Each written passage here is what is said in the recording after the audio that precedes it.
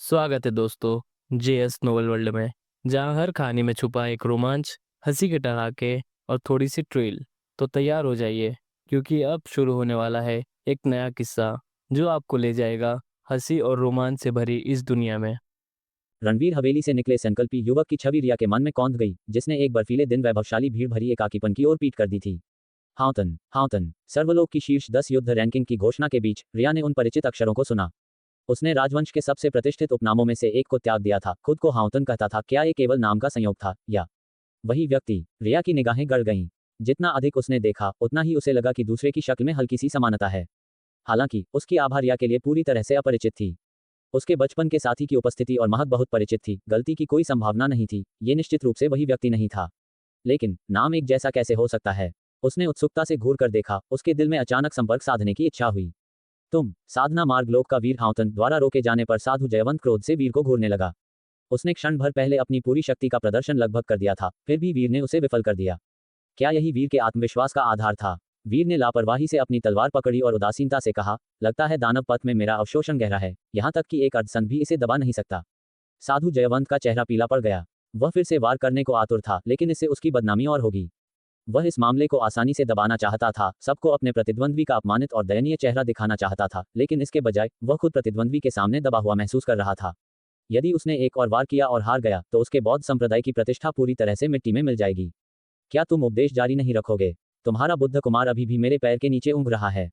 वीर ने अभी तलवार से वार किया था, पर बुद्ध कुमार के सिर से अपना पैर नहीं हटाया था। वार की शक्ति से उसका पैर और कसकर दब गया था, लगभग बुद्ध कुमार की खोपड़ी तोड़ते हुए। साधु जयवंत का चेहरा देखने लायक था। नीचे मौजूद बौद्ध संप्रदाय के शिष्य भी अपमानजनक रोष से भरे हुए थे। मैंने सुना है तुम मनुष्य लोक से हो, अभी अभी सर्व संतों की भूमि पर आए हो और शून्य पवित्र धाम के संतों को उकसा दिया है। आज तुम यहाँ दूसरों पर रौब दिखा रहे हो, कल तुम गिरोगे। साधु जयवंत ने ठंडे स्वर में कहा। वीर की आंखें ठंडी हो गईं। उसे उम्मीद नहीं थी कि उसकी पिछली कहानियां दूसरे पक्ष को पता होंगी। साधना मार्ग लोक का ये वीर मनुष्य लोक से है। साधु जयवंत की बातें सुनकर सब चकित थे। उन्हें पता था कि वीर हाउतन शायद कुछ छिपा रहा है, पर कोई नहीं जानता था कि वह मनुष्य लोक से आया है। उनके मन में मनुष्य लोक ऊर्जा विहीन एक छोटे दूरस्थ गांव जैसा था। रिया का दिल कांप उठा। साधु जयवंत ने जोर से घोषणा की, इस तरह का दानव 10 साल पहले शून्य पवित्र धाम के एक संत ने इसे प्राणदंड देने का प्रयास किया था। शायद दयावश या हत्या से हिचकिचाकर उस संत ने इसे भागने दिया। ये रहस्योद्घाटन सुनकर हर कोई स्तब्ध रह गया। एक अर्ध संत के रूप में साधु जयवंत की बातों का काफी वजन था। इस तथ्य ने कि उसने एक संत के हस्तक्षेप का उल्लेख किया, कई लोगों को चौंका दिया। एक संत ने साधना मार्ग लोक के किसी व्यक्ति पर वार किया और फिर भी वीर बच गया। नीचे कई लोगों ने पिछली घटनाओं को याद करना शुरू कर दिया, वीर को आश्चर्य से देखते हुए। तो वह हाउतन था, वह मनुष्य लोक का दानव है। कोई आश्चर्य नहीं कि वह नीलांचल क्षेत्र के 3 महान पवित्र धामों में से नहीं है। वीर का चेहरा ठंडा हो गया। दूसरे पक्ष ने शून्य पवित्र धाम के संत की प्रतिष्ठा का उपयोग करके उसे अपराधी ठहराने का इरादा किया था। वीर ने ठंडे स्वर में कहा, जब तुम मुझे हरा नहीं सकते, तो मेरे नाम पर कालिक पोतते हो। क्या तुम इसे ही संत मार्ग मानते हो? उसकी आंखें कहीं और घूम गईं और उसने कुछ अजीब देखा। आस्था शक्ति का निरंतर प्रवाह कम नहीं हुआ। इसके विपरीत दूसरे पक्ष के बोलने के तुरंत बाद ये तेजी से बढ़ गया। ऐसा लगा कि पहले खोई हुई अधिकांश आस्था शक्ति वापस आ गई थी। साधु जयवंत ने उदासीनता से कहा, मैं निराकार बुद्ध हूँ, बिना जड़ या रूप के, बिना इच्छाओं या आकांक्षाओं के। मैं न्यायपूर्ण दुनिया में विचरण करने के लिए निराकार बुद्ध के हृदय का उपयोग करता हूँ, सभी दानवों को दबाने के लिए। चूंकि तुम दानव हो, तुम्हें दबाना ही मेरा मार्ग है। वीर ने तेजी से कहा, यदि तुम स्वयं को निराकार बुद्ध घोषित करते हो, तो बुद्ध और दानव में भेद क्यों करते हो? सभी प्राणी निराकार हैं और दानव केवल प्राणियों के ही रूप हैं। बुद्ध का हृदय भी दानवों को जन्म दे सकता है और दानव का हृदय भी बुद्ध को। विपरीत ही डाओ की गति है। यदि तुम इसे भी नहीं समझ सकते, तो तुम्हारा संत मार्ग केवल आत्मछल है। वीर के शब्दों से साधु जयवंत थोड़ा चौंक गया। विपरीत ही डाओ की गति है, ये वाक्यांश डाओ की इच्छा को दर्शाता था और संत मार्ग के मूल के समान महसूस हुआ। ठीक उसी क्षण बुद्ध वंद्य के सिर के ऊपर से एक दयालु और गूंजता हुआ बौद्ध मंत्र गूंज उठा। अमिताभ बुद्ध, सही कहा। एक ही आह्वान से पूरे स्थान पर फुसफुसाहट थम गई। बुद्ध वंद्य ने धीमे से कहा, जयवंत, ये दानदाता सही कहता है, तुम रूप से आसक्त हो गए हो। साधु जयवंत शर्म से झुक गया और नतमस्तक होकर बुद्ध का नाम जपने लगा। बुद्ध वंद्य की नजर वीर पर पड़ी और उन्होंने धीरे से कहा, दानदाता, तुम असाधारण प्रतिभा वाले युवा हो, फिर भी तुमने गलत राह पकड़ ली है। आज मैं तुम्हें बौद्ध संप्रदाय में परिवर्तित होने और शामिल होने की अनुमति देता हूं। मैं तुम्हारे दानवी स्वभाव को तब तक शुद्ध करूंगा जब तक तुम मोक्ष प्राप्त न कर लो। वीर ने थोड़ा भौहें चढ़ाईं, दूसरे के उपदेश से अप्रभावित। वीर ने ऊपर देखा, सीधे बुद्ध वंद्य की ओर घूरते हुए पूछा, आप बुद्ध को दानव से कैसे निर्धारित करते हैं? बुद्ध वंद्य ने धीरे से कहा, दानव सभी प्राणियों के हृदयों में निवास करते हैं। हृदय दानव पैदा होते हैं और दुनिया में तबाही, हत्या और अराजकता फैलाते हैं, दानवों से अलग नहीं। वीर ने हंसकर कहा, यदि ऐसा है तो सभी प्राणी दानव हैं और यहाँ तक कि बौद्धों के हृदयों में भी न काटे गए दानव हैं। मुझे डर है कि बौद्ध धर्म के अनगिनत शिष्य भी दानवों को मारने के मार्ग पर हैं। बुद्ध वंद्य ने मुस्कुराते हुए कहा, हृदय दानव को मारना आजीवन साधना है, लेकिन उनके लिए यह एक आंतरिक दानव है, जबकि दानदाता तुम दानव पद से गहराई से प्रभावित हुए हो और पूरी तरह से गिर गए हो। वीर ने तिरस्कारपूर्वक कहा, बुद्ध अक्सर कहते हैं सभी प्राणी समान हैं, लेकिन मेरे विचार से प्राणी कभी समान नहीं रहे हैं। वीर की आंखें ठंडी थीं। विद्वानों और रईसों की तुलना आम लोगों और भिखारियों से करें, क्या वे समान हो सकते हैं? पदधारी की तुलना विद्वान से करें, क्या उनकी स्थिति समान हो सकती है? कुछ जन्म से ही अद्भुत सुंदरता के साथ पैदा होते हैं, दुनिया द्वारा पोषित होते हैं, जबकि अन्य भद्दे विशेषताओं के साथ तिरस्कृत होते हैं। समानता कहाँ से आती है? बुद्ध वंद्य ने कहा, ये सब हृदय दानवों के कहर के कारण है कि यह असमान लगता है। वीर हंसा और कहा, आप महत्वपूर्ण से बचते हैं और छोटी छोटी बातों पर ध्यान केंद्रित करते हैं। यदि सुंदरता और कुरूपता केवल मांस हैं, तो बौद्ध धर्म स्वर्ण देह पर क्यों जोर देता है? बुद्ध वंद्य ने उदासीनता से कहा, दानदाता जिस चीज की बात करते हैं वह सब लोभ, घृणा, भ्रम और इच्छाओं से प्रभावित होता है। एक बार जब सभी लगाव छूट जाते हैं तो व्यक्ति देखेगा कि सब कुछ सच्चा स्वभाव है और सच्चा स्वभाव ही हृदय है। वीर ने कहा, क्या ऐसा है? तो फिर कायरता और दृढ़ता में भी अंतर है। समानता कहाँ से हो सकती है? आप हर चीज को हृदय दानवों और इच्छाओं का काम मानते हैं, लेकिन दुनिया की चीजों में स्वाभाविक रूप से अंतर हैं। अनगिनत प्रकार के फूल हैं, हर एक की अपनी सुंदरता है। यदि वे समान नहीं हैं, तो वे समान कैसे हो सकते हैं? बुद्ध वंद्य ने थोड़ी भौहें सिकोड़ी। वीर के शब्दों में अब कुछ गहरा तर्क था। यदि दुनिया दुख का सागर है, तो कुछ भोग रहे हैं और संघर्ष कर रहे हैं, जबकि अन्य आराम से घूमने के लिए जहाज बना रहे हैं। दूसरे किनारे पर फूल चकाचौंध करने वाले हो सकते हैं, लेकिन नावों पर बैठे लोग उन्हें तोड़ने के लिए किनारे पर जाना भी नहीं चाहेंगे।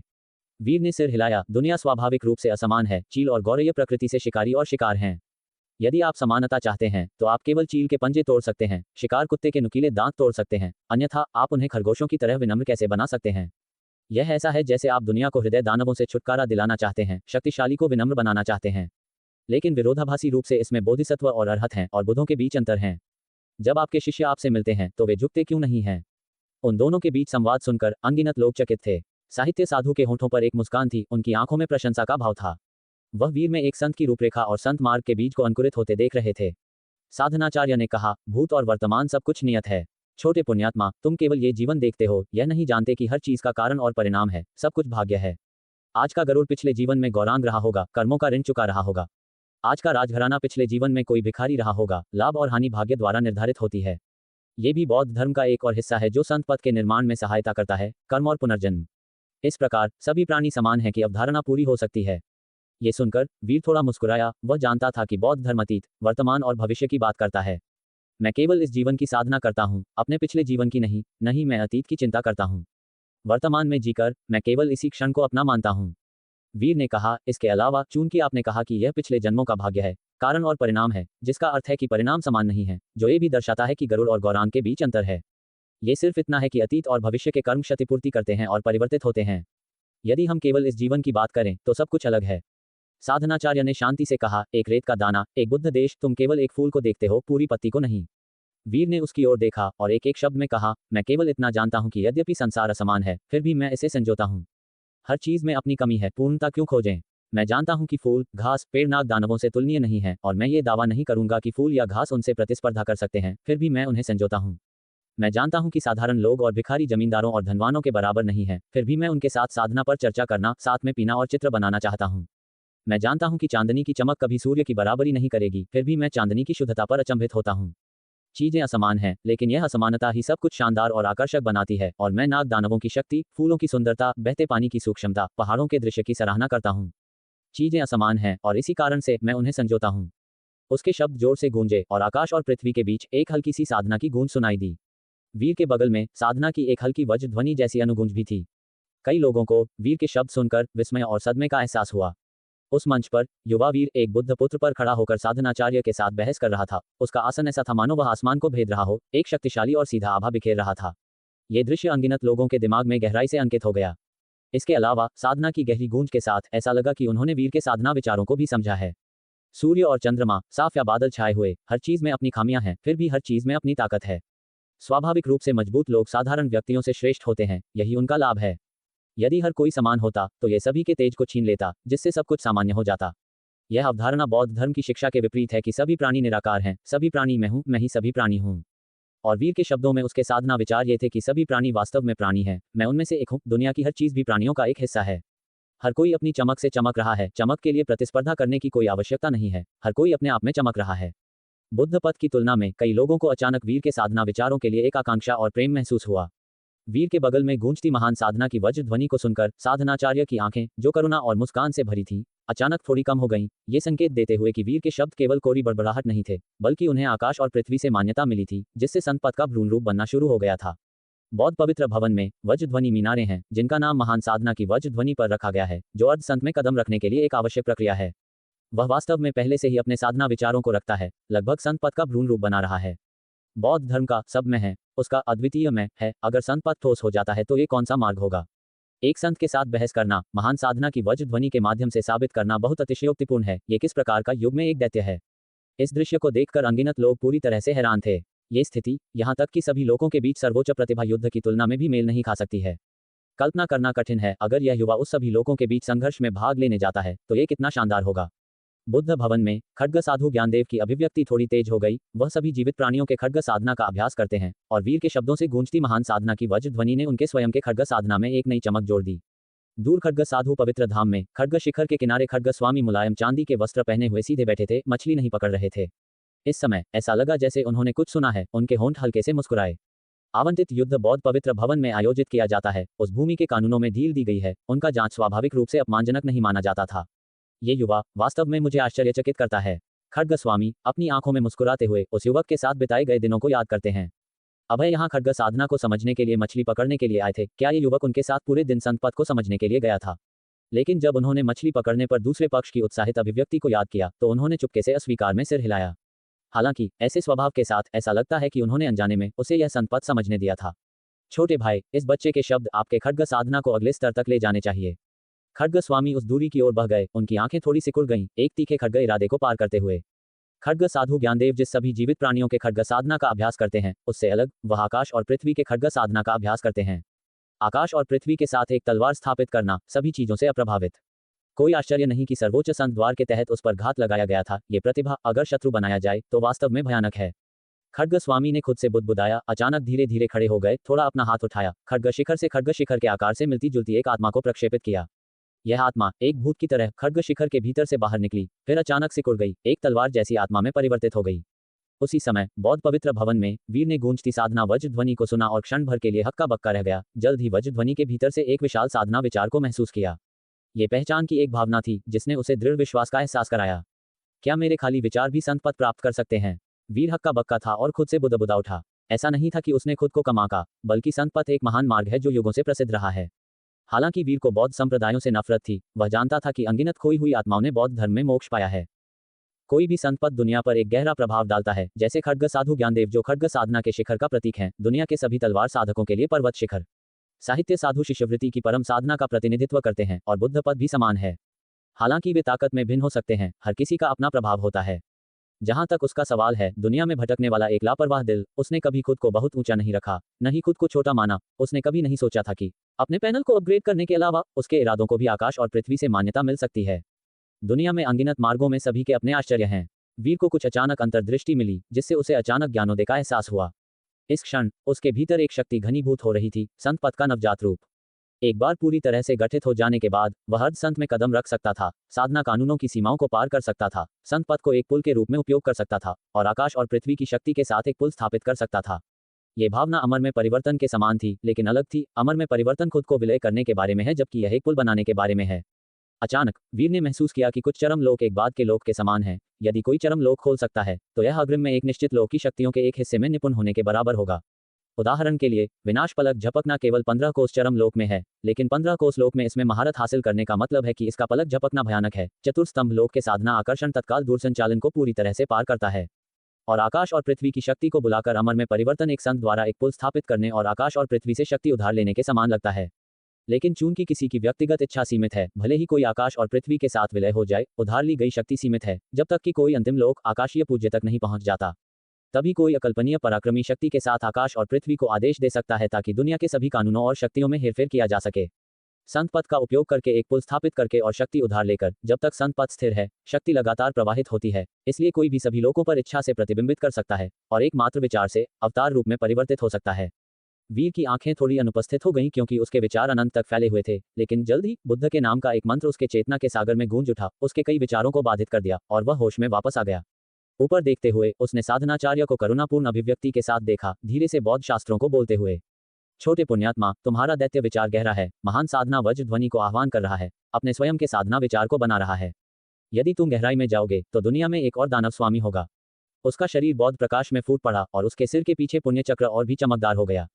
मेरे पास बौद्ध कानून की एक विधि है, अष्ट दिव्य नाग। यदि तुम उन सभी को वश में कर सकते हो तो तुम अपनी कर्मिक बाधाओं को दूर कर सकते हो, सच्चे फल प्राप्त कर सकते हो और तुम्हारी साधना और आगे बढ़ेगी। जैसे ही उसने बात की, उसने अपना हाथ उठाया और कसाया की आस्तीन से 8 शानदार आभाएं बाहर निकली, प्रत्येक अद्वितीय शुद्ध बौद्ध प्रकाश उत्सर्जित करती हुई। अपने दिल से साधना की पुष्टि करते हुए, छोटे पुण्यात्मा, चलो देखते हैं कि तुम्हारे दिल की साधना कैसी है।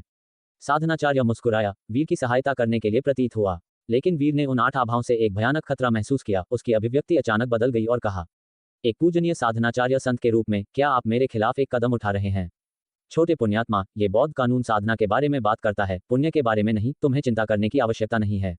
भले ही तुम विफल हो जाओ, मैं तुम्हें प्रबुद्ध करने और तुम्हारी कर्मिक बाधाओं को दूर करने के लिए महायान बौद्ध धर्म का उपयोग करूंगा। साधनाचार्य ने मुस्कान के साथ कहा। इन शब्दों को बहुत से लोग नहीं समझे, लेकिन साधनाचार्य के करुणापूर्ण स्वभाव को देखकर, जिसमें गरुड़ को खिलाने के लिए अपने मांस को काटने और खुद को दानवों को खिलाने जैसे उनके कार्य शामिल थे, ऐसा लगा कि साधनाचार्य वास्तव में वीर की मदद कर रहे थे। वीर क्रोधित और चिंतित था। यह उसके साधना हृदय को नष्ट करने के लिए था, उसके संत पद के नवजात रूप को दबाने के लिए।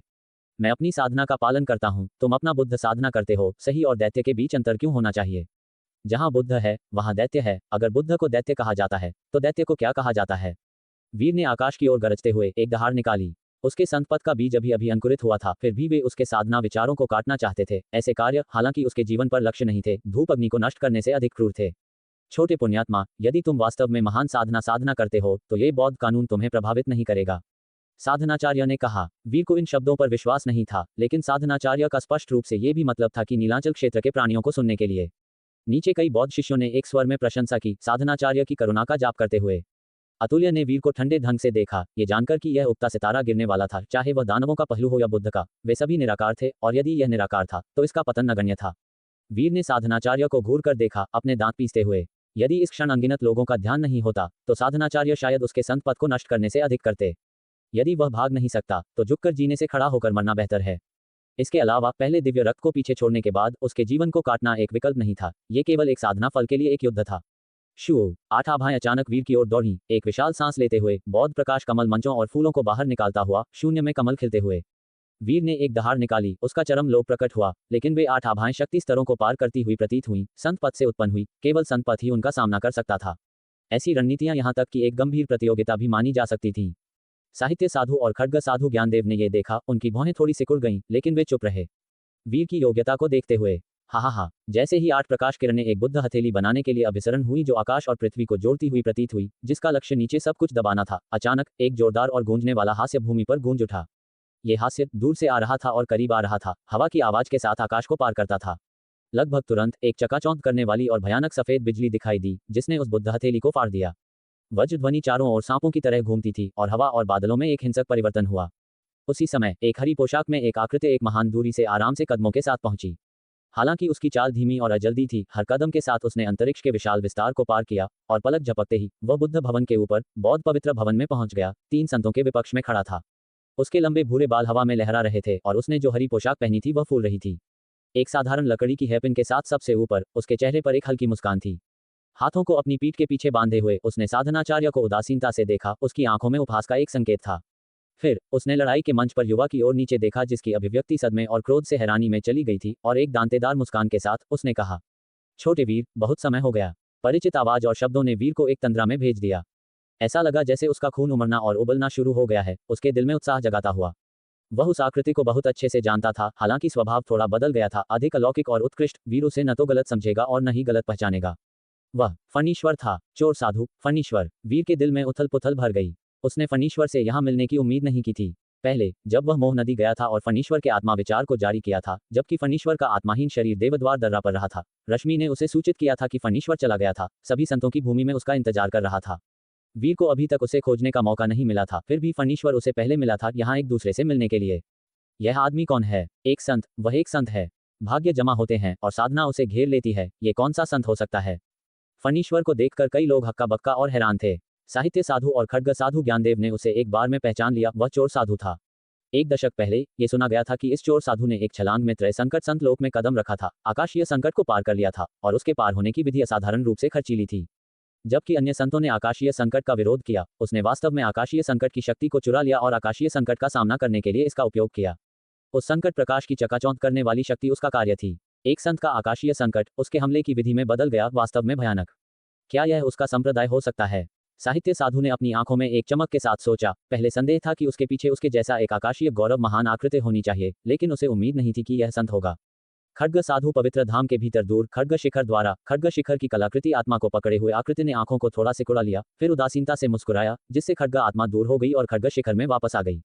उसने कुछ नहीं कहा और फिर आराम से बैठ गया, एक घूंट लेने के लिए अपनी शराब की लौकी को बाहर निकालता हुआ। हालांकि बौद्ध पवित्र भवन में अब खतरे और हंगामे का एक दृश्य था, क्योंकि किसी ने दूसरे संत के दिखाई देने की उम्मीद नहीं की थी, और इसके अलावा वीर के लिए कार्रवाई करने के लिए बुद्ध प्रकाश को तोड़ते हुए साधनाचार्य के चेहरे से मुस्कान गायब हो गई, क्योंकि उसने फणीश्वर को ठीक से देखा। खड्ग साधु ज्ञानदेव के बगल में रिया का दिमाग जंगली ढंग से गूंज रहा था। उसकी अचानक अंतर्दृष्टि और दिल टूटने के बाद से उसके सामने प्रकट होने वाली घटनाएं उसकी अपेक्षाओं से परे थीं। वह बचपन की आकृति जो कभी मानव लोक में मंडराती थी, अब उसकी आंखों के ठीक सामने खड़ी थी। ज्यादा देर नहीं हुई थी, वह उसे एक गोली देने के लिए उसके पवित्र कुमारी शिखर पर आया था। क्या वह वास्तव में वीर था? लेकिन उसने उसे क्यों नहीं पहचाना था? क्या उसने उसे नहीं पहचाना, या ये स्वीकार करने की अनिच्छा थी? उसने अपने साधना हृदय को कांपते हुए महसूस किया। सभी संबंधों को तोड़ने के बावजूद उसका दिखावा उसके ठीक सामने और उसके बचपन की छवि से 100 गुना अधिक चमकीला और अधिक आश्चर्यजनक उसे असुरक्षित पकड़ लिया। एक बुद्ध पुत्र पर खड़े होकर एक तलवार प्रहार से एक अर्ध संत को हराना, परम तलवार का भ्रूण रूप जिसे उसने खोजा था, वीर द्वारा मूर्त होता हुआ प्रतीत हुआ। क्या वह कोई ऐसा व्यक्ति नहीं था जिसने कभी खड्ग साधना की साधना नहीं की, जिसने कभी तलवार अभ्यास का आनंद नहीं लिया? क्या यह हो सकता है कि उसने उसके नक्शे कदम पर चलने की कोशिश की? उसके दिमाग में विचारों की भीड़ दौड़ गई और उसके साधना हृदय की टूटी हुई बर्फ के भीतर सूक्ष्म दरारें बननी शुरू हो गईं। खड्ग साधु ज्ञानदेव को रिया के चारों ओर उथल पुथल साधना आकर्षण दिखाई दिया, कुछ आश्चर्यजनक जिसने उसकी दृष्टि को गहराई से खींचा। अपने साधना हृदय में दरार को महसूस करते हुए रिया अचानक चौंक गई और उसकी अभिव्यक्ति थोड़ा बदल गई, फिर भी उसने चुपचाप वीर को देखा। फणीश्वर! उस क्षण वीर उत्साह से पुकारने में खुद को रोक नहीं सका। फणीश्वर हल्के से हंसा, उसकी आंखों में भी कुछ उत्साह दिखाई दिया। एक संत के लिए इतनी तेज मुस्कुराना पहले से ही भावना का एक महान प्रदर्शन था। वह हंसा और कहा, मैंने अनुमान लगाया था कि तुम्हारी प्रतिभा के साथ तुम अनिवार्य रूप से सभी संतों की भूमि तक पहुंचोगे। मैंने संकट को पार करने के बाद तुम्हें अभिवादन करने के लिए किसी को भेजने के बारे में भी सोचा था। फिर भी मैंने 10 साल पहले तुम्हारी मृत्यु के बारे में सुना।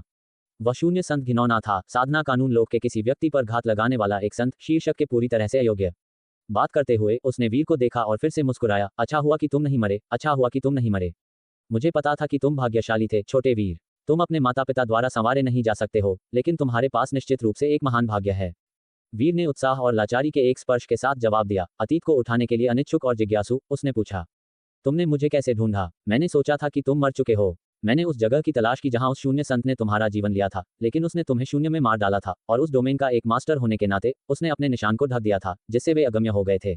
मेरा यहाँ आगमन मुख्य रूप से मानव लोक से उस अधूरे काम के कारण है जिसे अभी भी निपटाना बाकी है। फणीश्वर ने अपनी आंखों में एक ठंडक के संकेत के साथ इसका उल्लेख किया। हालांकि यह बुद्ध स्वामी के हाथ की मदद से था कि उसके अवतार को मोह नदी में प्रवेश करने का अवसर मिला, जिससे वीर को भी प्रवेश मिला और इस प्रकार 3 संकटों को पार करने और दूर करने के लिए एक सच्चा दिल हासिल हुआ। उसने आभारी महसूस नहीं किया। अन्यथा वह वीर के सच्चे दिल को उसके लिए मरने के लिए इच्छुक कैसे उचित ठहरा सकता था? वीर ने उसे मर्त्य लोक की बातें करते हुए सुना, फिर उसने जिस जुड़वां बुद्ध पुत्र पर पैर रखा हुआ था उसके बारे में सोचा और उसके मन में बोध हुआ। फणीश्वर अब भी वही फणीश्वर था जो अपने प्रतिशोध के ऋण चुकाता था। बुद्ध प्रभु ने फणीश्वर को विंध्याचल पर्वत पर रोक रखा था, उसे बर्बाद करने पर तुले हुए थे। आज जब वीर सर्व संतों की भूमि में कठिनाई का सामना कर रहा था, तो फणीश्वर स्वयं उसे बचाने आ गया। ये सब नियति जैसा लगा, जहां कारण और कार्य व्यवस्थित होते हैं। अभी अभी बुद्ध पूज्य ने कारण और कार्य की बात की थी, और अब कारण उत्पन्न हुआ, कार्य आ गया, जो अनपेक्षित रूप से दूसरे के शब्दों को प्रमाणित करता है। लेकिन ये परिणाम ऐसा नहीं हो सकता था जैसा दूसरा चाहता था, जिससे यह आश्चर्य होता था कि क्या यह एक विडंबना थी। वीर हंसा, बोला, फणीश्वर, तुम ठीक समय पर पहुंचे, नहीं तो आज मेरा बड़ा नुकसान हो जाता। फणीश्वर गर्मजोशी से मुस्कुराया, कहा, तुम ही तो थे जो पहले स्वर्ग और पृथ्वी से भी निडर थे, अब तुम्हें पता चला बड़े नुकसान का। हालांकि उसके शब्द दोषपूर्ण थे, पर उनमें गहरी आसक्ति और स्नेह झलक रहा था। फिर उसने जोड़ा, लेकिन मैं ठीक समय पर नहीं आया। मेरा प्रतिरूप हमेशा यही रहा है, क्षण की प्रतीक्षा में। बस नीलांचल क्षेत्र में गर्व शिखर की लड़ाई के दौरान बौद्ध नियम अस्थायी रूप से फीके पड़ गए, जिससे मेरे विचारों को इस जगह की स्थितियों का पता लगाने की अनुमति मिली। मुझे इन कनिष्ठों की लड़ाई में ज्यादा दिलचस्पी नहीं थी, लगभग सो गया था। शुक्र है उस मोटे बुद्ध का जिसने तुम्हारा नाम और पृष्ठभूमि का उल्लेख किया, जिसने मुझे जगाया। ये सुनकर वीर को एहसास हुआ कि यह वास्तव में कोई संयोग नहीं था, बल्कि कारण और कार्य था। जुड़वां बुद्ध पुत्र के प्रतिरूप की बात बुद्ध प्रभु का काम था, जिसकी शायद फणीश्वर ने स्वयं जांच की होगी, क्योंकि यह बहुत स्पष्ट था और बुद्ध और दानव दोनों होने के कारण संदेह पैदा न करना मुश्किल था। और स्थिति का पता लगाकर फणीश्वर यहीं रखवाली कर रहा था, एक अवसर की प्रतीक्षा में जिसने उल्लेखनीय रूप से उनके सुखद पुनर्मिलन का मार्ग प्रशस्त किया।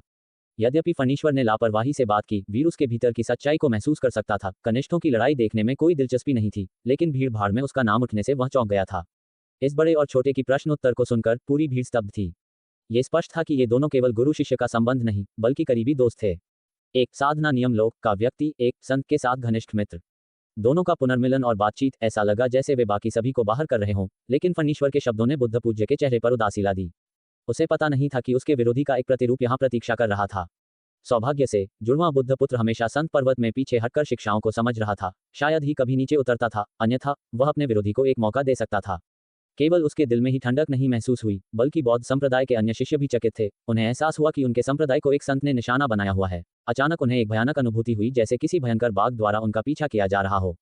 पुरानी बातें बाद में करेंगे, आज ये गंजा बूढ़ा बच्चा तुम्हें फिर से अपमानित करना चाहता था। ऐसा लगता है कि इस दुश्मनी से बचा नहीं जा सकता। फणीश्वर ने वीर को एक त्वरित मुस्कान दी, फिर ऊपर देखा, उसका भाव तेजी से ठंडा हो गया। उसने सामने वाले को घूर कर देखा।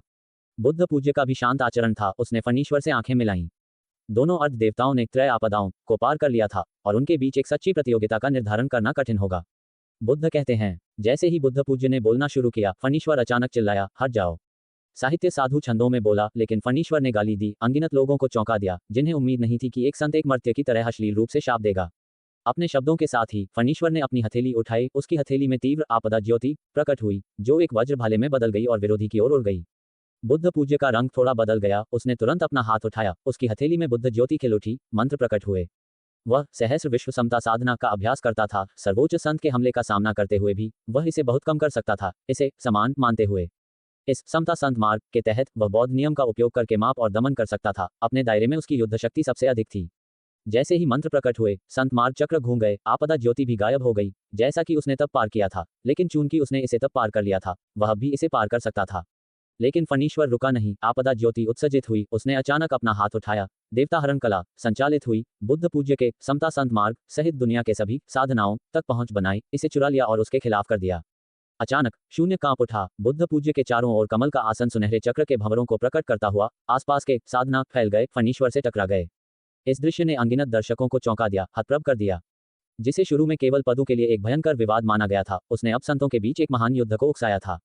इस दौरान सीमाशिला के माध्यम से प्रतिबिंबित पूरे नीलांचल क्षेत्र ने संतों के इस दुर्लभ टकराव को देखा, जो हजारों वर्षों तक फैला हुआ था। धमाका। जैसे ही फणीश्वर की देवता हरण पवित्र साधना सक्रिय हुई, बुद्ध पूज्य की शक्ति लगातार कम होती गई, जब तक कि उसका शरीर एक प्रेत जैसी छवि में बदल गया, जिसे फणीश्वर की स्वर्ग और पृथ्वी आपदा ज्योति ने तोड़ दिया। ठीक उसी क्षण संत पर्वत पर बुद्ध भवन के पीछे से अचानक एक बुद्ध ज्योति चमकी। ये बुद्ध पूज्य का असली शरीर था। बुद्ध भवन में जो था वह केवल उसके द्वारा प्रक्षेपित एक अवतार था। जैसे ही अवतार छिन्न भिन्न हुआ, बुद्ध पूज्य का असली शरीर प्रकट हुआ।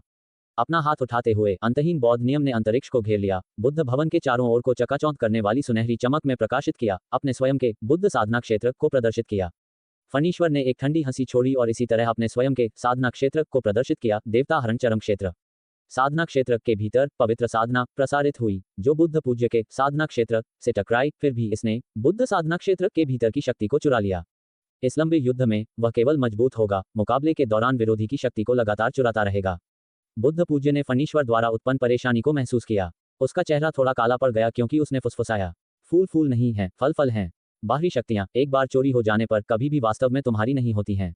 यदि तुम मेरी नकल करोगे तो तुम केवल मुझसे ही पराजित होगे।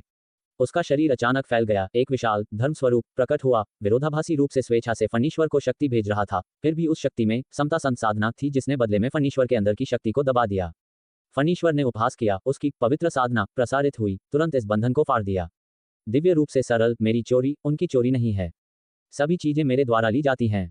उसने बुद्ध ज्योति को पकड़ने के लिए अपना हाथ उठाया, उसकी हरण साधना प्रसारित हुई, जिसका उद्देश्य विरोधी की भावनाओं और इच्छाओं को जब्त करना, उन्हें पकड़ना, उसकी चेतना को चुराना था। हालांकि जब पवित्र साधना सक्रिय हुई तो उसने महसूस किया कि इस बुद्ध पूज्य के शरीर के अंदर खाली था, इच्छाओं और विचारों से रहित, एक पत्थर की तरह। उसने एक हल्की आह भरी, यह मानने से इनकार कर दिया कि विरोधी में वास्तव में कोई इच्छा नहीं थी। अन्यथा वह बुद्ध भवन क्यों स्थापित करता, अगरबत्ती की आग क्यों इकट्ठा करता। यहाँ तक कि मोक्ष और मुक्ति की तलाश भी एक प्रकार की इच्छा है। यदि वास्तव में इच्छा रहित तो ये केवल एक खाली खोल होगा। जल्द ही उसने महसूस किया कि विरोधी ने अपनी सभी इच्छाओं को अपनी संत साधना के भीतर छिपा दिया था, जिससे उनका पता लगाना और महसूस करना मुश्किल हो गया था। बुद्ध पूज्य ने फणीश्वर के तरीकों को भी देखा और अचानक उसके दिल से करुणा का ज्वार उठा। करुणा की यह शक्ति फणीश्वर की ओर प्रवाहित हुई मानो स्वेच्छा से दी गई हो। फणीश्वर अनजाने में इसे अवशोषित करने लगा। उसके मन में बौद्ध मत के अजीब विचार उभर आए, जिसे उसने तुरंत काट दिया। उनका आदान प्रदान साधारण खेती तकनीक की लड़ाई से पूरी तरह से अलग था, हर कदम पर हत्या के इरादे से भरा हुआ था। दोनों अपनी संत साधना से टकराए, कोई भी हार नहीं माना, जबकि बुद्ध पूज्य ने फणीश्वर को दबाने के उद्देश्य से बौद्ध मत के लगातार शीर्ष स्तरीय दिव्य कौशल प्रदर्शित किए। इस बीच फणीश्वर ने अपनी हथेली से लगातार स्वर्ग और पृथ्वी आपदा ज्योति चलाई, बौद्ध नियम को तोड़ दिया। कई दर्शक इस दृश्य को देखकर चकाचौंध हो गए। संतों का टकराव स्पष्ट रूप से भेद करना कठिन, फिर भी असीम बौद्ध नियम के दोलन पूरे संत पर्वत को घेरते हुए प्रतीत हुए, जिसने सभी को चकित कर दिया। वीर पहली बार संतों की लड़ाई देख रहा था, एक असाधारण संत साधना को महसूस कर रहा था। ये संत साधना एक पुल की तरह, दोनों पक्ष स्वर्ग और पृथ्वी की शक्ति उधार ले रहे थे, जैसे अमर में बदल रहे थे। उनकी शक्ति अथाह थी। वे इस पुल पर लड़े, स्वर्ग और पृथ्वी के भीतर लड़ते हुए एक दूसरे से शक्ति चुराते रहे। वीर को एक अंतर्दृष्टि हुई, संतों का टकराव स्वयं पर हावी होने के बारे में नहीं था, बल्कि दूसरे को लूटने के बारे में था। स्वयं को मजबूत करने के लिए खेती करने की भौतिक सीमाएं होती हैं, लेकिन उसी स्वर्ग और पृथ्वी के तहत मौजूद होकर विरोधी की शक्ति को जब्त करने से स्वयं को बहुत बढ़ाया जा सकता है। फणीश्वर, वीर की आंखों में चिंता झलक रही थी। अनिश्चित था कि फणीश्वर जीत पाएगा या नहीं। संतों के इस टकराव में वह ये भी नहीं बता सकता था कि कौन मजबूत था या कमजोर। उनकी आभा तेजी से बदल रही थी, उनके गुण और दोष जल्दी से बदल रहे थे, समझना मुश्किल था। साहित्य साधु और खड्ग साधु गंभीर दिखे, ध्यान से देख रहे थे। वे त्रय आपदा संत नहीं थे, फिर भी स्वर्गिक आपदा से गुजरने की कमी थी, अविनाशी शरीर के बिना। लेकिन इस समय वे देख सकते थे कि दोनों पक्षों के लिए एक दूसरे को मारना कठिन था। स्वर्गिक आपदा के बपतिस्मा को सहने के बाद अनगिनत आपदाओं के माध्यम से अविनाशी थे। दूसरे को हराने का एकमात्र संभावित तरीका उसकी संत साधना को तोड़ना था, लेकिन इस समय उनकी संत साधना समान रूप से मेल खाती थी। विजेता का निर्धारण करना कठिन था। एक ही स्तर पर संतों का टकराव कुछ ऐसा नहीं जिसे कुछ चालों में हल किया जा सके। दोनों पक्षों के जोरदार वार करने के बावजूद इसमें अभी भी 3 दिन और 3 रात लग सकते थे। संतों के लिए ये समय अवधि तुच्छ थी। स्वर्ग और पृथ्वी की शक्ति को जुटाने में सक्षम, अनंत सहन शक्ति के अधिकारी और थका हुआ महसूस नहीं करेंगे। धमाका, एक बुद्ध ज्योति बाहर निकली, केवल विक्षेपित होने के लिए। दूर बुद्ध भवन के अन्य निर्माणों में गोली मार दी, तुरंत एक क्षेत्र को धूल में बदल दिया। संतों का टकराव, उनकी शक्तियां एक दूसरे को प्रभावित करती हैं, जिससे मौजूद लाखों दर्शकों को भय महसूस हुआ। स्वर्ग के ढहने और पृथ्वी के टूटने का ऐसा दृश्य अभूतपूर्व था। उन्हें लगा जैसे अदम्य साधना ढह रही है। बुद्ध ज्योति के भीतर का आकाश खून के लाल रंग में बदल रहा है, जैसे एक क्रूर प्रलय का दृश्य, जैसे स्वर्ग जल गया हो। ओम अमिताभ बुद्ध, बुद्ध के अंतहीन समुद्र, अनंत मुद्रा। अचानक एक मंत्र गूंजा। संत पर्वत पर बुद्ध भवन के पीछे से अचानक एक और चकाचौंध भरी बुद्ध ज्योति प्रकट हुई, जिसके बाद बुद्ध ज्योति के साथ एक विशाल हथेली का निशान आया।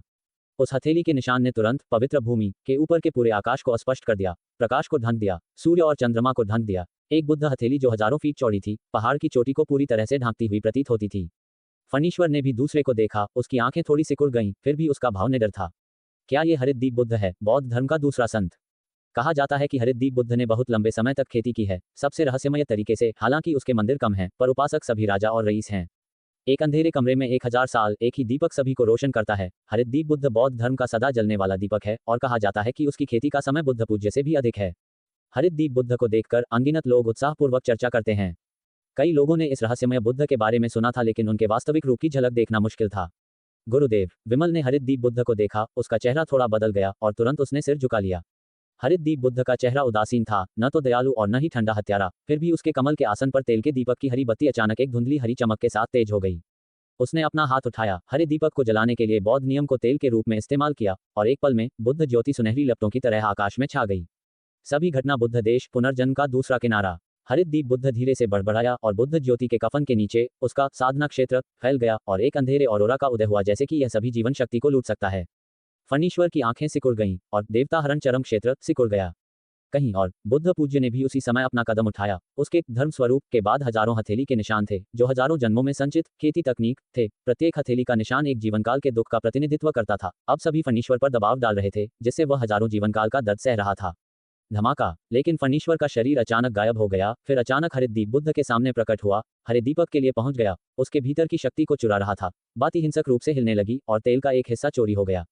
हरिद्दीप बुद्ध का चेहरा उदासीन रहा, लेकिन उसकी आंखें अचानक एक चमकीली हरी रोशनी से चमक उठी, और फणीश्वर द्वारा चुराया गया तेल अचानक लपटों में फट गया, एक हरी आग में बदल गया, जिसने तेजी से उसके पूरे शरीर को ढक दिया, उसे जलाना शुरू कर दिया। वह जलता हुआ शरीर संघर्ष किया और जल्द ही हिलना बंद कर दिया, हवा के साथ छिन्न भिन्न हो गया। हरिद्दीप बुद्ध ने ऊपर देखा, लेकिन फणीश्वर को अभी भी दूसरे स्थान पर पूरी तरह से ठीक खड़े देखा। तेल चुराने का पिछला प्रयास केवल उसके अवतार का एक प्रतिबिंब था। छोटे चूहे, तैयार हो जाओ, हम पीछे हट रहे हैं।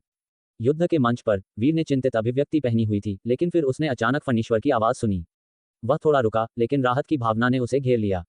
अगर फणीश्वर वास्तव में यहाँ बौद्ध धर्म के साथ खूनी प्रतिशोध करने का फैसला करता, तो यह अच्छी तरह से समाप्त नहीं हो सकता था। आखिरकार ये बौद्ध पवित्र धाम है, उनका घरेलू मैदान, और फणीश्वर अकेले और संख्या में कम ऊपरी हाथ हासिल करने के लिए संघर्ष करेगा।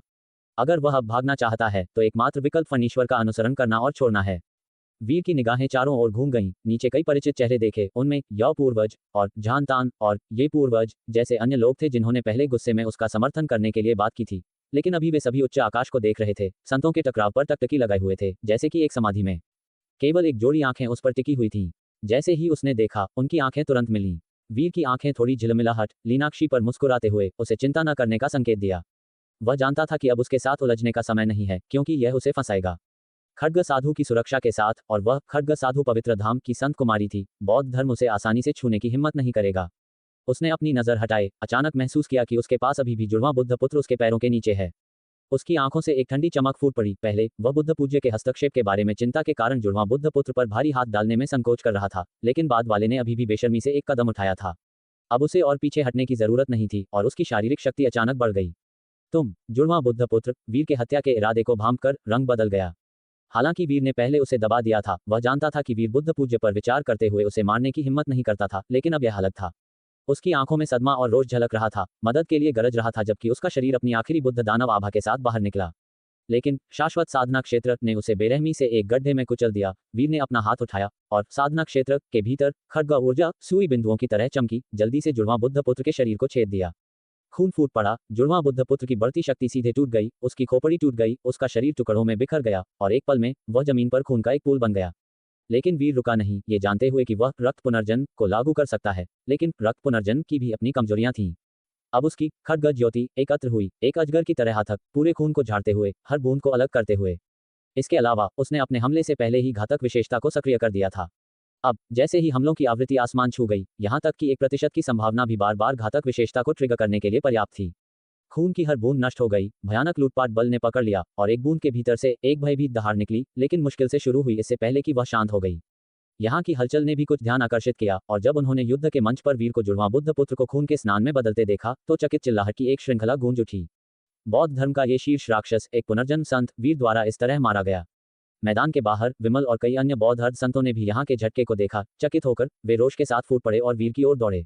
इस क्षण संतों के युद्ध में गर्व शिखर, लड़ाई के पिछले नियम गायब हो गए प्रतीत होते थे। वे जुड़वां बुद्ध पुत्र के खून को संरक्षित करने पर तुले हुए थे ताकि वह बच सके। अगर वह यहाँ गिर गया, तो वह पुनर्जन्म के चक्र में फिर से प्रवेश करेगा, और गर्व शिखर की यह लड़ाई जुड़वां बुद्ध पुत्र के लिए हमेशा के लिए परे होगी। जानवर, हाथ रोको। विमल कार्रवाई के सबसे करीब रोष के साथ चिल्लाया, उसकी बुद्ध आंख भड़क उठी, अचानक वीर की ओर एक हथेली दबा दी। हालांकि वीर की आंखें निर्दयी थीं। पहले उसने शिष्टाचार के कारण उसे कुछ हद तक बख्शा था, चरमलोक की पूरी सीमा का खुलासा नहीं किया था, क्योंकि अमर परिवर्तन चरमलोक आसानी से संतों की छानबीन को आकर्षित करता था, लेकिन अब उसकी पहचान उजागर होने के साथ उसने और पीछे नहीं हटे। अमर में बदलो। एक पल में छठा चरमलोक सामने आया, और स्वर्ग और पृथ्वी की शक्ति बाहर निकली। भूनाड़ी वीर के पीछे एक तूफान की तरह बढ़ी, एक विशाल शक्ति केंद्र में परिवर्तित हुई। युद्ध के मैदान पर खड़ा वीर एक युवा युद्ध देव की तरह दिखाई दिया। बौद्ध पवित्र धाम से भागते हुए कई अर्ध संतों का सामना करते हुए उसकी आंखें रोष में चौड़ी हो गईं, क्योंकि उसने दहाड़ लगाई। दबाव।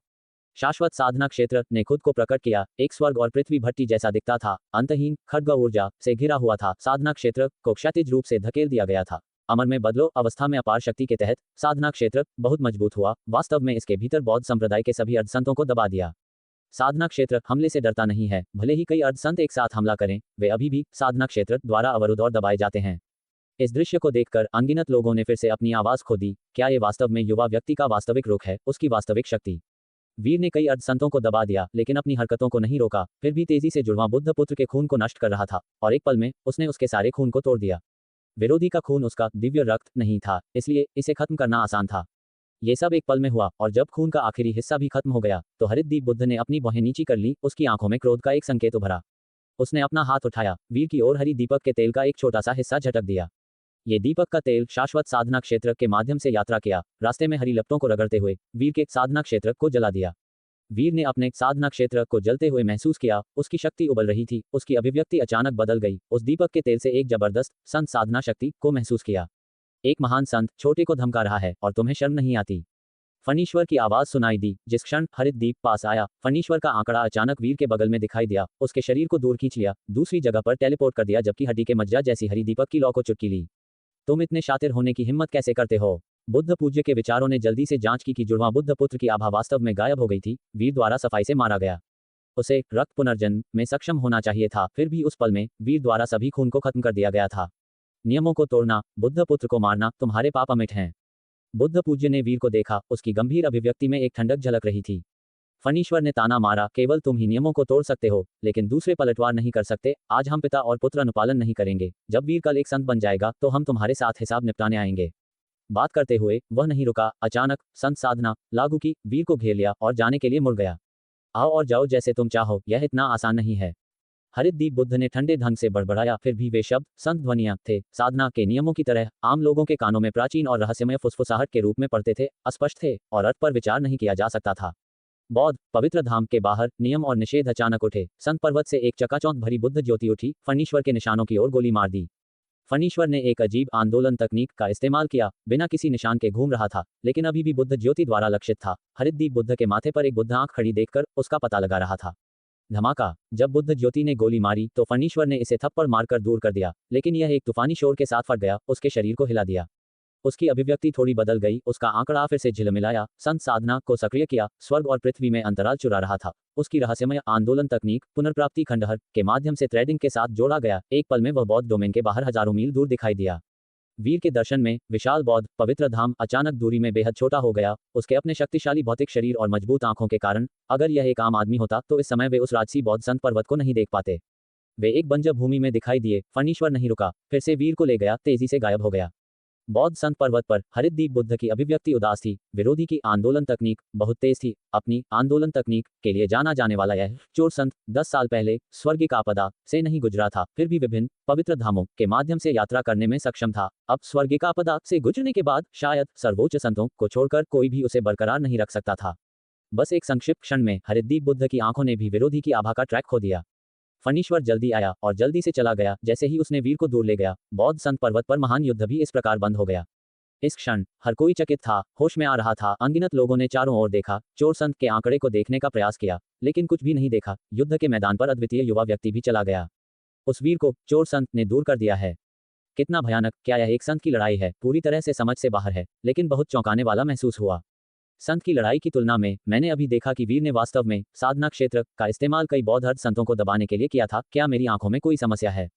मंच के नीचे विभिन्न चर्चाएं उठी। कोटा की लड़ाई में इस बदलाव ने सभी को चौंका दिया। यह मामला नीलांचल क्षेत्र के बाहर भी फैल सकता है, सभी लोगों में जाना जा सकता है। वह जुड़वां बुद्ध पुत्र दबा दिया गया है। क्या वह रक्त पुनर्जन्म में सक्षम नहीं है? जमीन पर वह खून, हम उसे पुनर्जन्म क्यों नहीं देखते? अभी देखा कि वीर लगातार उस खून पर खड्ग ऊर्जा के हमले शुरू कर रहा था। ऐसा लगता है कि खून के भीतर के सभी साधना विचारों को तोड़ दिया है। इस क्षण जमीन खून से भरी हुई थी, लेकिन ये खून पूरी तरह से बेजान था। उपचार के कोई संकेत नहीं दिखा रहा था। संत पर्वत पर भीड़ की शोरगुल वाली चर्चा के अलावा कई बौद्ध अर्ध संत अजीब तरह से शांत थे, चेहरे बदसूरत दिख रहे थे, भावनाएं जटिल और बदल रही थीं। अभी अभी एक साथ काम किया, उस युवा व्यक्ति द्वारा एक साथ दबाया गया, पूरी तरह से अकल्पनीय। आज एक बाघ को पहाड़ पर वापस छोड़ना, अगर वह युवा व्यक्ति एक दिन एक संत बन जाता है तो वह निश्चित रूप से बौद्ध मार्ग के लिए एक बड़ी परेशानी होगा। हरितदीप बुद्ध ने बुद्ध पूज्य को देखा, कुछ नहीं कहा। उसका आंकड़ा थोड़ा धुंधला हो गया, बुद्ध भवन के ऊपर गायब हो गया। बुद्ध पूज्य का चेहरा गंभीर था, मुस्कान का एक संकेत भी प्रदर्शित नहीं कर रहा था। विरोधी के विदाई शब्द बौद्ध मार्ग के दिल में छेदने वाले एक कील की तरह। वह जानता था उस युवा व्यक्ति में पहले से ही संत मार्ग का बीज अंकुरित हो रहा था। खेती के अधिक दिनों के साथ वह संत मार्ग का प्रारंभिक रूप बना सकता था। उस समय अर्ध संत लोक प्राप्त हो जाता है। यदि कोई पर्याप्त धूप अग्नि संचित कर ले तो वह संत बनने की ओर कदम बढ़ा सकता है। किंतु दूसरा पक्ष चोर संत द्वारा सुरक्षित है और देर सवेर वे पर्याप्त धूप अग्नि संचित करने में सफल हो जाएंगे। साहित्य साधु और खड्ग साधु की चौकस नजरों के नीचे वह क्षण भर के लिए मौन रहा। भावहीन उसने धीमी आवाज में बुद्ध का नाम जपा। यह बालक दैत्य मार्ग पर गिर गया है, एक महान दानव बन गया है। हमारा बौद्ध संघ इस दानव का उन्मूलन करने के लिए सभी समस्त लोग को आह्वान करने के लिए तैयार है। सूचना देने वालों को बौद्ध संघ के एक रत्न की पेशकश करते हैं और उसका सिर लाने वाले को 300 नगरों के बराबर धूप अग्नि का पुरस्कार देंगे। बुद्ध पूज्य के शब्द सुनकर सभी हिल उठे। 300 नगरों के बराबर धूप अग्नि एक अर्ध संत को भी संत बनने के मार्ग को सिद्ध करने की अनुमति दे सकती थी। ये भव्य पुरस्कार उस युवक को संत के समान मानने जैसा था। कई लोग ललचाए, लेकिन उस युवक की शक्ति और उसके पीछे त्रय संकट संत से मिले संरक्षण को देखते हुए उसका सिर लाने की कठिनाई किसी नव उत्थित मानव संत को मारने से कम चुनौतीपूर्ण नहीं लगी। संत के 4 क्षेत्र, प्रत्येक संकट एक क्षेत्र से मेल खाता है। मानव संकट, पृथ्वी संकट और स्वर्गिक संकट क्रमशः मानव संत, पृथ्वी संत और स्वर्गिक संत के अनुरूप हैं। एक बार त्रय संकट पार हो जाने पर संत पद सिद्ध हो जाता है और कोई परम संत का पद प्राप्त कर सकता है। नीलांचल क्षेत्र में वीर ने पहला स्थान प्राप्त किया। अगर उसे मार दिया गया तो परम प्रतिभा संग्राम में नीलांचल क्षेत्र की ओर से लड़ने के लिए उसकी जगह कौन लेगा? ये सही है, वीर की शक्ति समस्त लोक में भी दुर्जेय है और उसके पास पहला स्थान जीतने का मौका भी है। यदि वह परम प्रतिभा संग्राम में पहला स्थान हासिल कर लेता है तो नीलांचल क्षेत्र का भाग्य बहुत बढ़ जाएगा और हमारी शक्ति में उछाल आएगा। हमारा नीलांचल क्षेत्र 23 निचले क्षेत्रों में से एक है। अगर वह परम प्रतिभा संग्राम में पहला स्थान हासिल कर लेता है तो ये हमें केंद्रीय 9 क्षेत्रों में उठने और 10वां क्षेत्र बनने का अवसर भी प्रदान कर सकता है। कई लोग बुद्ध पूज्य की महत्वाकांक्षा से हैरान थे, फिर भी वे जानते थे कि ऐसे मामले उनकी चिंता से परे थे। इसके विपरीत बुद्ध पूज्य की वीर को मारने की इच्छा ने उनके हितों को प्रभावित किया। नीलांचल क्षेत्र के कई योद्धाओं ने अपनी शंकाएं और चर्चाएं व्यक्त की। नीलांचल क्षेत्र के लिए पहला स्थान हासिल करने के बाद उसके चरित्र की परवाह किए बिना कम से कम वह समस्त लोक में महान भाग्य के लिए प्रतिस्पर्धा करने के लिए नीलांचल क्षेत्र का प्रतिनिधित्व कर सकता था। और अब बौद्ध संघ द्वारा मारे जाने का शिकार होना ऐसा था जैसे सभी के हित प्रभावित हो रहे थे। बुद्ध पूज्य ने नीचे की चर्चाएं सुनी, फिर भी उनका चेहरा ठंडा और उदासीन रहा, स्वाभाविक रूप से ऐसी प्रतिक्रियाओं का अनुमान लगाते हुए। और फिर उन्होंने कहा, स्वर्गिक प्रतिभा संग्राम के लिए स्थानों की लड़ाई समाप्त हो गई है। हालांकि वह दानव बालक अत्याचारी है, फिर भी वह युद्ध में हमारे नीलांचल क्षेत्र का प्रतिनिधित्व कर रहा है। परम प्रतिभा संग्राम समाप्त होने से पहले बौद्ध संघ उसके खिलाफ कार्रवाई नहीं करेगा और पूर्व का हत्या आदेश केवल स्वर्गिक प्रतिभा संग्राम के समापन के बाद ही मान्य है। साहित्य साधु ने बुद्ध पूज्य को देखा और थोड़ा सिर हिलाया। एक बार जब युवक को दानव मान लिया गया तो बुद्धों के रूप में उन्हें दानव का उन्मूलन करना ही होगा, जिसने अनिवार्य रूप से खुद को एक मुश्किल स्थिति में डाल दिया। इसके अलावा चून की युगल बुद्ध पुत्र उसके द्वारा मारा गया था। अगर बौद्ध संघ ने धर्मी क्रोध के साथ जवाब नहीं दिया तो दूसरों द्वारा उसे छोटा समझा जाएगा। लेकिन अब जब युवक युद्ध में नीलांचल क्षेत्र का भी प्रतिनिधित्व कर रहा था और शानदार प्रदर्शन किया था तो दुनिया के विचार जटिल थे। ये जानते हुए कि वह एक दानव है, फिर भी ये भी जानते हुए कि वह नीलांचल क्षेत्र को लाभ पहुंचा सकता है, उन्होंने आशा व्यक्त की कि बौद्ध संघ उसे माफ कर देगा। जो हमें नुकसान पहुंचाते हैं वे शत्रु हैं, जो हमें लाभ पहुंचाते हैं वे मित्र हैं। ऐसी प्राकृतिक प्रवृत्ति के तहत बौद्ध संघ के धर्मी और दानवी सिद्धांतों को भी एक तरफ रख दिया जाएगा। भले ही वह एक दानव हो, अगर वह नीलांचल क्षेत्र को लाभ पहुंचा सकता है तो कई योद्धाओं द्वारा उसे भी खोजा जाएगा, जो विडंबनापूर्ण होने के साथ साथ एक वास्तविकता भी थी। इस क्षण बुद्ध पूज्य के शब्द सुनकर कई विवाद अंततः समाप्त हो गए और बौद्ध संघ के शिष्यों ने तुरंत बुद्ध पूज्य की दया और उदारता के लिए उनकी प्रशंसा की। इस प्रकार स्थानों की लड़ाई जल्दबाजी में समाप्त हो गई और शीर्ष 10 स्थान छांट दिए गए, जिनमें वीरभ भी शामिल था। युगल बुद्ध पुत्र को सार्वजनिक रूप से मारने के बाद पहले स्थान के लिए विवाद स्वाभाविक रूप से उसी पर आ गया। लिन वरिष्ठ, शुभ्रचंद संत पुत्र, तीव्र प्रकाश और कई अन्य स्वर्गिक प्रतिभाओं के चेहरे पर जटिल भाव थे। उन्हें उम्मीद नहीं थी कि पहले स्वर्गिक प्रतिभा की लड़ाई इतने सारे घटनाक्रमों को जन्म देगी। युगल बुद्ध पुत्र को वीर ने मार डाला था और वीर को बौद्ध संघ ने भगा दिया था। समस्त लोक के बीच बाद के युद्ध में क्या होगा यह ज्ञात था। जैसे ही शोरगुल और उत्साह समाप्त हुआ, दर्शक धीरे धीरे बुद्ध पर्वत से चले गए। तीव्र प्रकाश के चेहरे पर एक जटिल भाव था। इस लड़ाई ने उसकी आंखें खोल दी थीं। युगल बुद्ध पुत्र के खिलाफ लड़ाई में वीर द्वारा प्रदर्शित शक्ति उसकी अपनी शक्ति से कहीं अधिक थी और उसने खुद को अपने साथियों के बीच एक अद्वितीय प्रतिभा माना था। लेकिन अब ऐसा लग रहा था कि अभी भी एक महत्वपूर्ण अंतर था।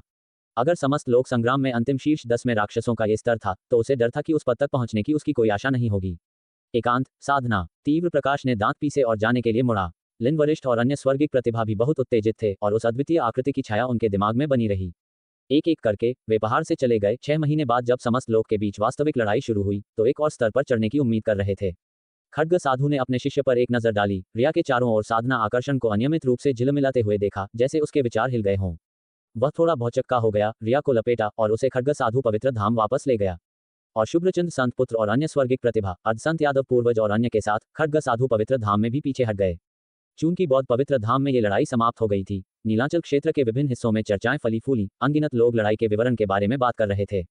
खड्ग साधु पवित्र धाम के भीतर खड्ग साधु के आंगन में उसने चुपचाप अपनी आंखें झुकाकर अपने शिष्य को देखा और धीरे से कहा, तुम्हारा साधना हृदय बहुत अधिक उतार चढ़ाव कर रहा है, जो उस युवक से संबंधित प्रतीत होता है। क्या तुम उसे जानती हो? क्योंकि यह केवल उसकी शक्ति को देखकर झटका नहीं था। अपने गुरु के शब्दों को सुनकर रिया का दिल कांप उठा, यह महसूस करते हुए कि उसके गुरु ने सब कुछ देख लिया है और धोखा नहीं दिया जा सकता। इसके अलावा उसने कभी कुछ छिपाने का इरादा नहीं किया था। फिर भी इस क्षण उसके दिमाग में उलझे हुए विचारों की एक श्रृंखला सतह पर आ गई, जिससे खुद पर संदेह का एक टुकड़ा छा गया। उसने अपने गुरु को देखने के लिए सिर उठाया और उन गहन और शांत आंखों के नीचे उसके दिल को शांति का एक क्षण मिल गया। धीमी आवाज में उसने कहा, वह मर्त्यलोक में मिले मेरे मंगेतर हैं, जिनके बारे में मैंने गुरुजी को बताया था। खड्ग साधु की नजर थोड़ी हिल गई। हालांकि उसने इसका अनुमान लगाया था, लेकिन उसे इतने करीबी रिश्ते की उम्मीद नहीं थी। वह चमकदार युवा तलवारबाज वास्तव में उसके शिष्य का मंगेतर था। जब वह पहले रिया को समस्त संत की भूमि पर लाए थे तो उन्होंने उसके मर्त्य मामलों के बारे में जाना था, लेकिन अब तक गहराई से नहीं गए थे, जिससे एक करीब से पूछताछ हुई। रिया ने एक भी विस्तार छोड़े बिना पूरी कहानी सुनाई। सुनने के बाद आंगन में एक संक्षिप्त चुप्पी छा गई। तो ऐसा लगता है वह युवक ही था जिसने लापरवाही से तुम्हारा मार्गदर्शन किया और तुम्हें खड्गपथ पर कदम रखने और तलवारबाजी के लिए अपनी विशाल प्राकृतिक प्रतिभा को प्रकट करने में सक्षम बनाया। खड्ग साधु ने अपनी आंखें सिकुड़ते हुए कहा। लेकिन उसे याद आया कि उसे बताया गया था कि युवक को कम उम्र से तलवार का अभ्यास करना पसंद नहीं था, इसके बजाय वीणा, शतरंज, सुलेख, चित्रकला और ऐसे अन्य चीजों में बहुत रुचि लेता था। याद करते हुए जब उन्होंने कुछ समय पहले उस जांच की भावना का पता लगाया था तो उन्होंने उसी युवक को चित्रकला करते हुए देखा था, वास्तव में रिया द्वारा वर्णित गहन निपुणता दिखाते हुए। यदि जैसा तुम कहती हो पूरी तरह से बिना सिखाए फिर भी तलवार में इतना कुशल, तो एक संत का पुनर्जन्म भी समझाना मुश्किल होगा। जब तक कि क्या? रिया दंग रह गई, अनजाने में अपने गुरु को देखते हुए अपने दिल में एक अकथनीय भावना का उदय महसूस कर रही थी, जैसे डर। जब तक कि वह एक खड्ग अमर का पुनर्जन्म न हो। खड्ग साधु ने बुदबुदाया, फिर भी उनकी अभिव्यक्ति शांत रही। या शायद वह खड्ग साधना की कला में एक अरब में एक दुर्लभ प्रतिभाशाली व्यक्ति है। रिया चौंक गई, उसे उम्मीद नहीं थी कि उसके गुरु वीर को इतना ऊंचा सम्मान देंगे। खड्ग अमर तो केवल किंवदंतियां हैं, मायावी और अस्पष्ट। उसकी तुलना में खड्ग साधु ने अपने शिष्य पर एक नजर डाली लेकिन आगे विस्तार से बताने से परहेज किया। तथाकथित खड्ग अमर के पुनर्जन्म में विश्वास करने के बजाय ये स्वीकार करना अधिक प्रशंसनीय हो सकता है कि यह युवक वास्तव में दुनिया में एक तरह का राक्षस था। फिर भी इस विचार ने उनके दिल में लालसा और ईर्ष्या की एक झिलमिलाहट प्रज्वलित की, और अन्य तलवारबाजों के लिए भी ऐसा ही होगा, यदि अधिक नहीं। तलवार का अभ्यास किए बिना फिर भी इतना कम उम्र में 30 से कम खड्ग के माध्यम से साधना में प्रवेश करने के लिए किसी भी तलवारबाज के लिए ऐसी कहानी इतनी निराशाजनक होगी कि उनके साधना हृदय में दरार पड़ जाए। हालांकि अब उसने बौद्ध संघ को उकसाया है। उनकी इनामी घोषणा सिर्फ दिखावा है, वास्तविक हत्या का वार शायद कहीं और छिपा हुआ है, जिससे उसकी स्थिति बेहद खतरनाक हो गई है। जब तक वह हमेशा चोर संत के साथ नहीं रहता या अपने संप्रदाय से सुरक्षा नहीं मांगता। लेकिन तुमने कहा कि वह मर्त्य लोक से आया है। खड्ग स्वामी का अनुमान गलत था, उसका कोई संप्रदाय नहीं है। खड्ग साधु ये सोचते हुए दिल में दर्द महसूस किया। अगर उन्हें पहले पता होता कि युवक का कोई संप्रदाय नहीं है तो वह उसे किसी भी कीमत पर अपना शिष्य बना लेते, लेकिन अब अवसर निकल चुका था। इसके अलावा वह अपने ही शिष्य का मंगेतर था। यदि दोनों खड्ग संत बनने के लिए साधना करते तो वे एक आदर्श जोड़ी होंगे, युगों के लिए एक शानदार कहानी। अपने दिल में गहरी आह भरते हुए उन्हें पछतावा हुआ। अपने गुरु के शब्द सुनकर रिया के रंग में सूक्ष्म परिवर्तन आया और उसने जल्दी से कहा, गुरुजी, तो आप? खड्ग साधु जानते थे कि वह क्या कहना चाहती है और उन्होंने आह भरी, तुम्हारे साथ उसके करीबी रिश्ते को देखते हुए मैं स्वाभाविक रूप से कुछ हद तक उसकी देखभाल करूंगा, लेकिन अब उसके पास चोर संत का संरक्षण है और शायद इसकी आवश्यकता नहीं है। तुम्हें चिंता करने की आवश्यकता नहीं है, बस अपनी साधना पर ध्यान केंद्रित करो। तुम्हारी तलवार साधना में प्रवेश कर चुकी है, इस मार्ग को चुनने के बाद अब पीछे मुड़ना नहीं है। इन शब्दों के साथ उन्होंने रिया को एक लंबी और गहरी नजर डाली, फिर उसे जाने का इशारा किया। रिया एक पल के लिए रुकी, फिर चुपचाप चली गई। आकाशगंगा समस्त लोक में चर्चा। कोटा युद्ध समाप्त होने के तुरंत बाद नीलांचल क्षेत्र के कोटे में एक चौंकाने वाला बदलाव आया जिसने समस्त लोक को उलट दिया। केंद्रीय 9 क्षेत्रों में से एक के एक पवित्र धाम के भीतर यह नीलांचल क्षेत्र से स्वर्गिक प्रतिभा संग्राम का प्रक्षेपण है। एक नजर डालो गुरुजी, ऊपरी त्रैलोक के उन कुछ राक्षसों के अलावा क्या कोई और ध्यान देने योग्य है? देखो और खुद देखो। ये है सीमा शिला से प्रक्षेपण के भीतर वीर और युगल बुद्ध पुत्र के बीच का टकराव दर्ज किया गया था, जिसमें बाद का चौंकाने वाला बदलाव भी शामिल था। शाश्वत साधना क्षेत्र, वह वास्तव में 8वें चरम लोक तक पहुंच गया। ये कौन है? फेनिल वीर, मैंने कभी नहीं सुना। जबकि प्रक्षेपण शिला चुपचाप घूम रही थी, नीलांचल क्षेत्र के शून्य के बाहर 2 आकृतियां तेज गति से अंतरिक्ष के माध्यम से आ जा रही थीं। वीर फणीश्वर के पीछे चल रहा था। बौद्ध संघ से अलग होने के बाद उन्होंने छोटे हजार लोक की बाधा को पार किया और शून्य के माध्यम से चले गए। अस्थायी रूप से नीलांचल क्षेत्र को छोड़कर छोटे हजार लोक की ओर बढ़ रहे थे जहां फणीश्वर रहते थे। छोटा हजार लोक भी 23 निचले क्षेत्रों में से एक है, जिसमें केवल 2 पवित्र धाम हैं, अर्थात चोर स्वर पवित्र धाम और मिथ्या गगन पवित्र धाम। फणीश्वर चोर स्वर पवित्र धाम के भीतर नेता चोर संत हैं। इस जगह को अपना घर समझो। अगर तुम्हें कुछ चाहिए तो बस मेरे पास आओ और मुझे सीधे बताओ। चोर स्वर पवित्र धाम के शिखर पर एक विशाल आंगन के भीतर फणीश्वर ने मुस्कुराते हुए वीर से कहा। यह सबसे आगे का आंगन था जिसे उन्होंने अब वीर को रहने और बसने के लिए जगह के रूप में सौंपा था। ठीक है, वीर ने सिर हिलाया। बुजुर्ग फणीश्वर के साथ ज्यादा शिष्टाचार की बातचीत नहीं की। एक दूसरे से दूर रहने के बाद वे एक दूसरे से बहुत परिचित थे। ऐसा लग रहा था जैसे वे मर्त्य लोक में लौट आए हैं, दैत्य झील के किनारे मछली पकड़ रहे हैं और देवद्वार दर्रा में एक दूसरे का साथ दे रहे हैं। छोटा हजार लोक अन्य स्थानों जैसा नहीं है। ये योग्यतम की उत्तरजीविता और शिकार को महत्व देता है, जिसमें विनम्रता और सज्जनता के लिए कोई जगह नहीं है, केवल बेईमान तरीके हैं। फणीश्वर की अभिव्यक्ति अचानक कुछ हद तक गंभीर हो गई जब उन्होंने कहा, यहाँ तुम्हें अपनी दया को छिपाना होगा। दूसरों के शब्दों को कभी भी हल्के में न लें, खासकर मिथ्या गगन संत धाम की उन महिलाओं को। वे जो 10 वाक्य कहती हैं उनमें से एक भी सच नहीं होता। वे छल के माध्यम से साधना करती हैं और यदि तुम उन पर विश्वास करते हो तो तुम उनके जाल में फंस जाओगे, अनजाने में उनकी साधना को बढ़ाने में उनकी सहायता करोगे। वीर कुछ हद तक हैरान था। वह लंबे समय से जानता था कि समस्त संत ने अपनी स्वयं की साधना प्रणालियां विकसित की थीं। जैसे साहित्य साधु जो शब्दों से मारता है और कविता और पुस्तकों के माध्यम से विकसित होता है, जहां पढ़ना ही साधना का एक रूप है। अप्रत्याशित रूप से यहाँ झूठ साधना भी थी, जहां झूठ बोलना साधना का एक रूप है। तुम्हारे पास पहले से ही तुम्हारे संत पद का भ्रूण रूप है। अगर ऐसा नहीं होता तो मैं चाहता कि तुम मेरे चोर संप्रदाय के उत्तराधिकारी बनो, तुम्हें परम चोरी कला सिखाने के लिए, स्वर्ग और पृथ्वी से चोरी करने के लिए, सभी प्राणियों से चोरी करने के लिए। फणीश्वर ने वीर पर एक नजर डाली और मुस्कुराते हुए कहा, मेरे पवित्र धाम के शिष्य, जब तक वे अपनी चोरी में सफल होते हैं, उनकी साधना में सुधार होगा। मिथ्या गगन संत धाम की उन महिलाओं के लिए दूसरों को सफलतापूर्वक धोखा देकर साधना उनके शरीर में स्वर्ग और पृथ्वी की ऊर्जा को डालेगी, जिससे उनकी साधना बहुत बढ़ जाएगी। वे जितना बड़ा झूठ बोलेंगी उतना ही बड़ा सुधार होगा। हालांकि मेरे छोटे हजार लोक में केवल 2 पवित्र धाम हैं, ये 23 निचले क्षेत्रों में काफी ऊंचा स्थान रखता है। फणीश्वर ने हल्की मुस्कान के साथ कहा, छोटे हजार लोक में योद्धा सभी सावधानीपूर्वक और सतर्क हैं और लड़ाई में क्रूर होते हैं, सभी रणनीति का उपयोग करते हैं, चाहे वे कितनी भी बेईमान क्यों न हो, घात लगाकर हमला करने से लेकर अंधा करने, अपमानित करने से लेकर विरोधी की मानसिकता को नष्ट करने तक। अन्य लोगों के योद्धा अक्सर यहाँ पहुंचने पर बहुत नुकसान उठाते हैं। वीर ने तुरंत बुजुर्ग फणीश्वर द्वारा बुद्ध पूज्य के प्रति किए गए पिछले अपमानों के बारे में सोचा। ऐसी संस्कृति के अस्तित्व में होने के लिए उनके सामने वाले बुजुर्ग ने संभवतः एक महत्वपूर्ण भूमिका निभाई। अतीत में अन्य पवित्र धामों से संत उत्तराधिकारी यहाँ फुर्सत के लिए आए हैं, केवल अपना रास्ता वापस खोजने में असमर्थ होने के लिए, यहाँ तक कि उनके संकट संकेत भी चोरी हो गए थे। यह उनके गुरु थे जिन्होंने भविष्यवाणी के माध्यम से खतरे को महसूस किया और उन्हें व्यक्तिगत रूप से वापस लेने आए। फणीश्वर ने घटना के बारे में बात की, उनका चेहरा मुस्कान में सिकुड़ गया। वीर अवाक था, ये कल्पना करते हुए कि उन संत उत्तराधिकारियों को इस छोटे हजार लोक में क्या सहना पड़ा होगा। इसके 2 प्रमुख पवित्र धाम, एक चोरी कर रहा था और दूसरा धोखा दे रहा था।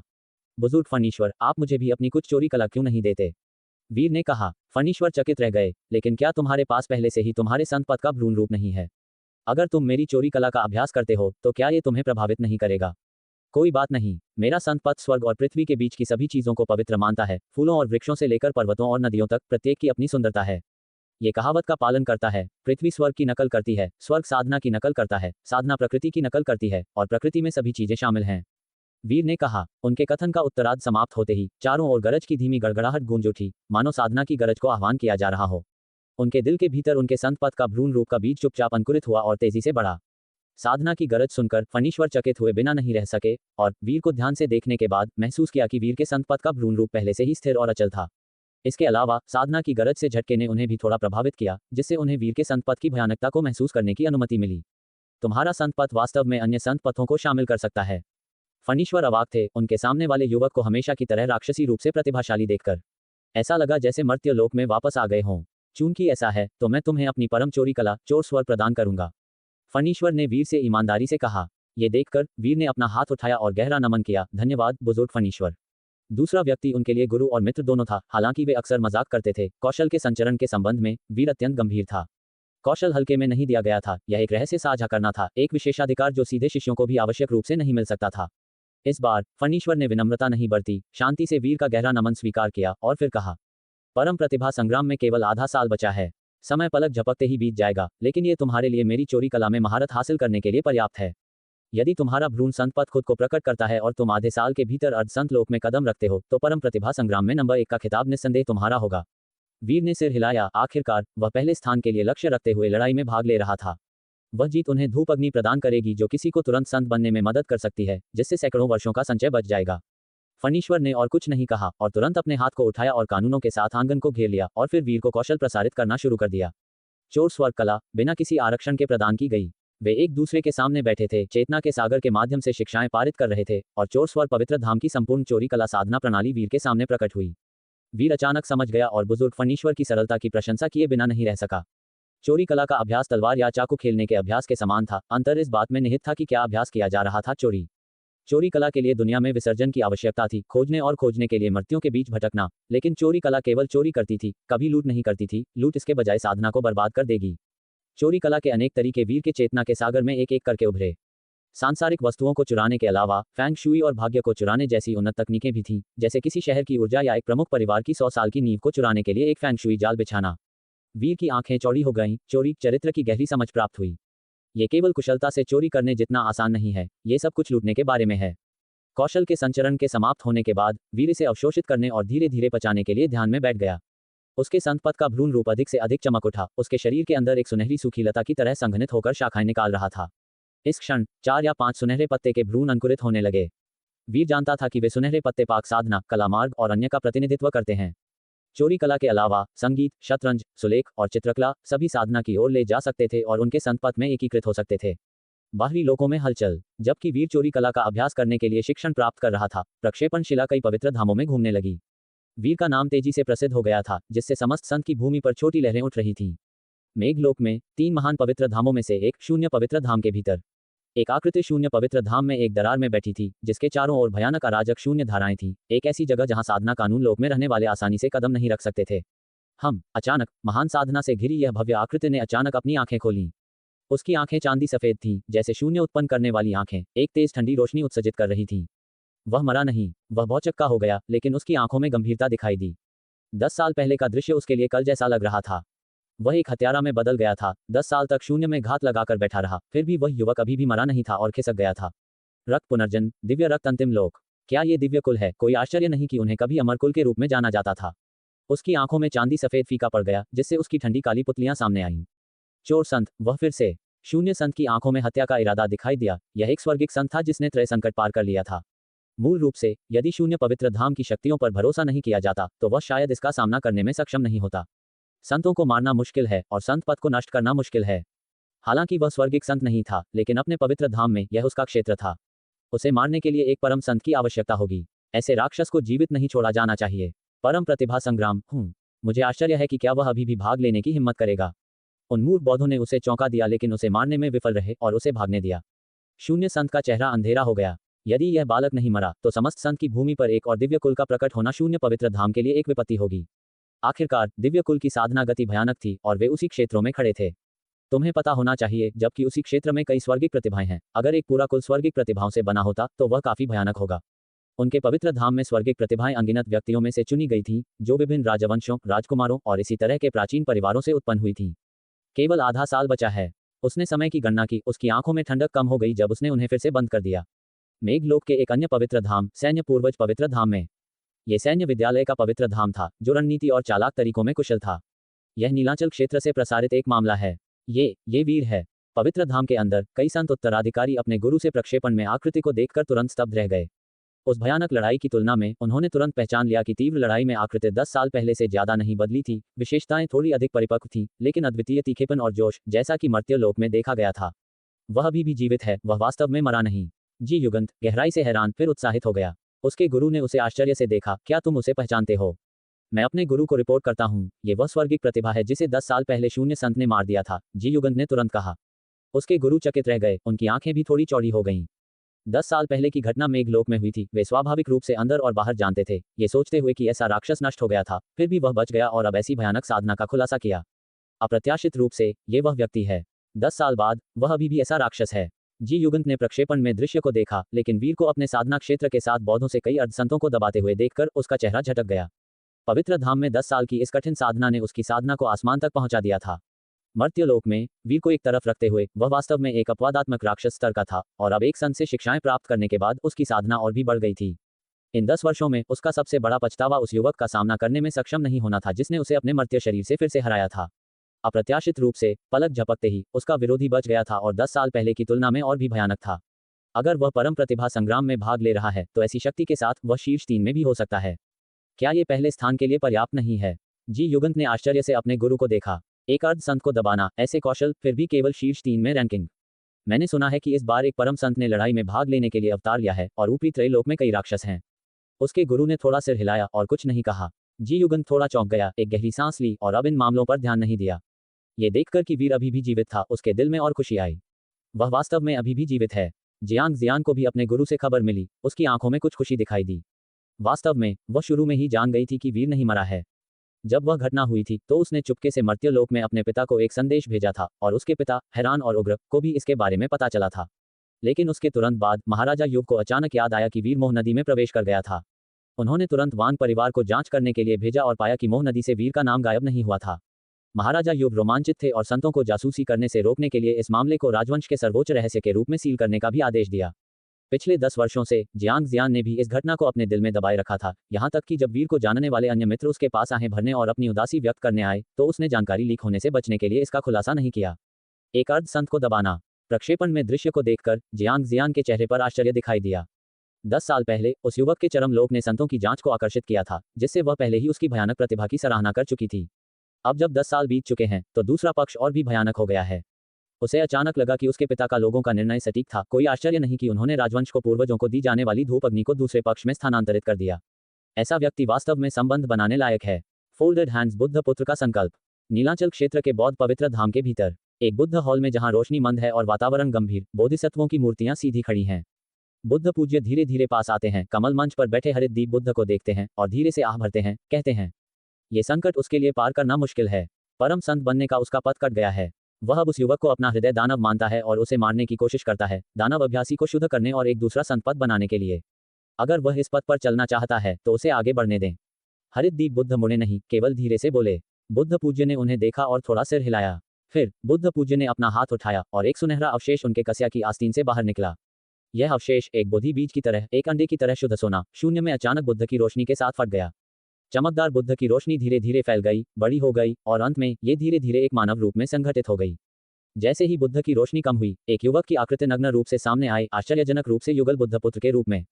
हालांकि इस क्षण उसका शरीर बुद्ध की रोशनी से भर गया, फिर भी दैत्य ऊर्जा से रहित उसकी अभिव्यक्ति ने शांति का एक निशान प्रकट किया। लेकिन जल्द ही उसने धीरे धीरे अपनी आंखें खोली, उसकी आंखों से बुद्ध की रोशनी गायब हो गई और जल्दी से उसकी अभिव्यक्ति ठंडी हो गई। उसके माथे पर एक चीरा खुल गया, जिससे एक शुद्ध काली आंख प्रकट हुई। वह मेरा संकट है। युगल बुद्ध पुत्र की आवाज अब पहले की तरह कोमल नहीं रही, इसके बजाय उदासीनता और दूरी का एक स्पर्श था, शब्द दर शब्द कहते हुए, इस संकट को पार करके मैं त्रय संकटों को पार करता हूँ। बुद्ध पूज्य उनकी अभिवृत्ति के आदि लग रहे थे और थोड़ा सिर हिलाया। अगर तुम जाने नहीं दे सकते तो जाओ, लेकिन मुझे नहीं पता कि दूसरा पक्ष परम प्रतिभा संग्राम में भाग लेने की हिम्मत करता है या नहीं। अगर नहीं, तो इस लड़ाई के समाप्त होने के बाद और तुम एक संत बन जाते हो, तो आओ हम छोटे 1000 लोग जाकर उसे मार डालें। हरिद्दीप बुद्ध ने अपने हाथों को एक साथ बांधा और धीमी आवाज में बोले, हम तुम्हारा इंतजार करेंगे, हमें बस तुम्हारी कमी है। युगल बुद्ध पुत्र के माथे पर काली आंख पीछे हट गई, उसकी आंखों में हत्या का इरादा भी कम हो गया, कहते हुए, मैं इस बार तुम्हें ज्यादा देर इंतजार नहीं कराऊंगा। मछली पकड़ना चोर संत की शरण। स्वर्ग एक पवित्र धाम के भीतर वीर ने चोरी कला को अवशोषित कर लिया और फणीश्वर के साथ पूरे पवित्र धाम का दौरा किया, वातावरण से परिचित होते हुए। गुरुजी, ये कौन है? पवित्र धाम में फणीश्वर के 2 प्रत्यक्ष शिष्यों ने भी सुना था कि पवित्र धाम में एक रहस्यमय आगंतुक था जिसके साथ गुरु रोज साथ देते थे। बहुत युवा वीर को देखकर वे हैरान थे, इतनी कम उम्र में क्या यह एक नया कनिष्ठ शिष्य हो सकता है जिसे उनके गुरु ने गोद लिया है? वह वीर कहलाता है, मेरा एक पुराना मित्र। फणीश्वर मुस्कुराए और अपने 2 शिष्यों से कहा। ये सुनकर लिन बेचुआन और चू हनवई दोनों जम गए, आश्चर्य से वीर को घूरते हुए, फिर जल्दी से झुक गए। प्रणाम वरिष्ठ। उन्होंने वीर को फणीश्वर के समान पीढ़ी के एक वरिष्ठ के रूप में माना। हालांकि वीर युवा दिखाई दिया, वे जानते थे कि दिखावे आसानी से बदल सकते हैं, कानूनों की एक साधारण चुटकी एक को एक राक्षसी रूप में बदल सकती है। ये वीर बता सकता था, ये 2 शिष्य शायद 60 वर्षों से साधना कर रहे थे, यहाँ तक कि उनके अतीत और वर्तमान जीवन को मिलाकर भी वह एक समान उम्र के थे। पास के फणीश्वर हंसे बिना नहीं रह सके और कहा, औपचारिकताएं ठीक हैं, लेकिन वीर तुम्हारी तरह इस परम प्रतिभा संग्राम में एक प्रतिभागी है। समय आने पर तुम्हें उससे कुछ कौशल सीखना चाहिए। ये सुनकर लिन बेचुआन और चू हनवई फिर से जम गए, फिर चौड़ी आंखों से घूरने लगे। क्या उनके गुरु का मतलब था कि दूसरा पक्ष 1 सदी से भी कम समय तक साधना कर चुका था? अपनी पिछली सम्मानजनक झुकने के बारे में सोचते हुए दोनों को कुछ शर्मिंदगी महसूस हुई और बहते सफेद वस्त्र पहने लिन बेचुआन ने जिज्ञासा से पूछा, गुरुजी, क्या वह किसी संत का पुनर्जन्म हो सकता है?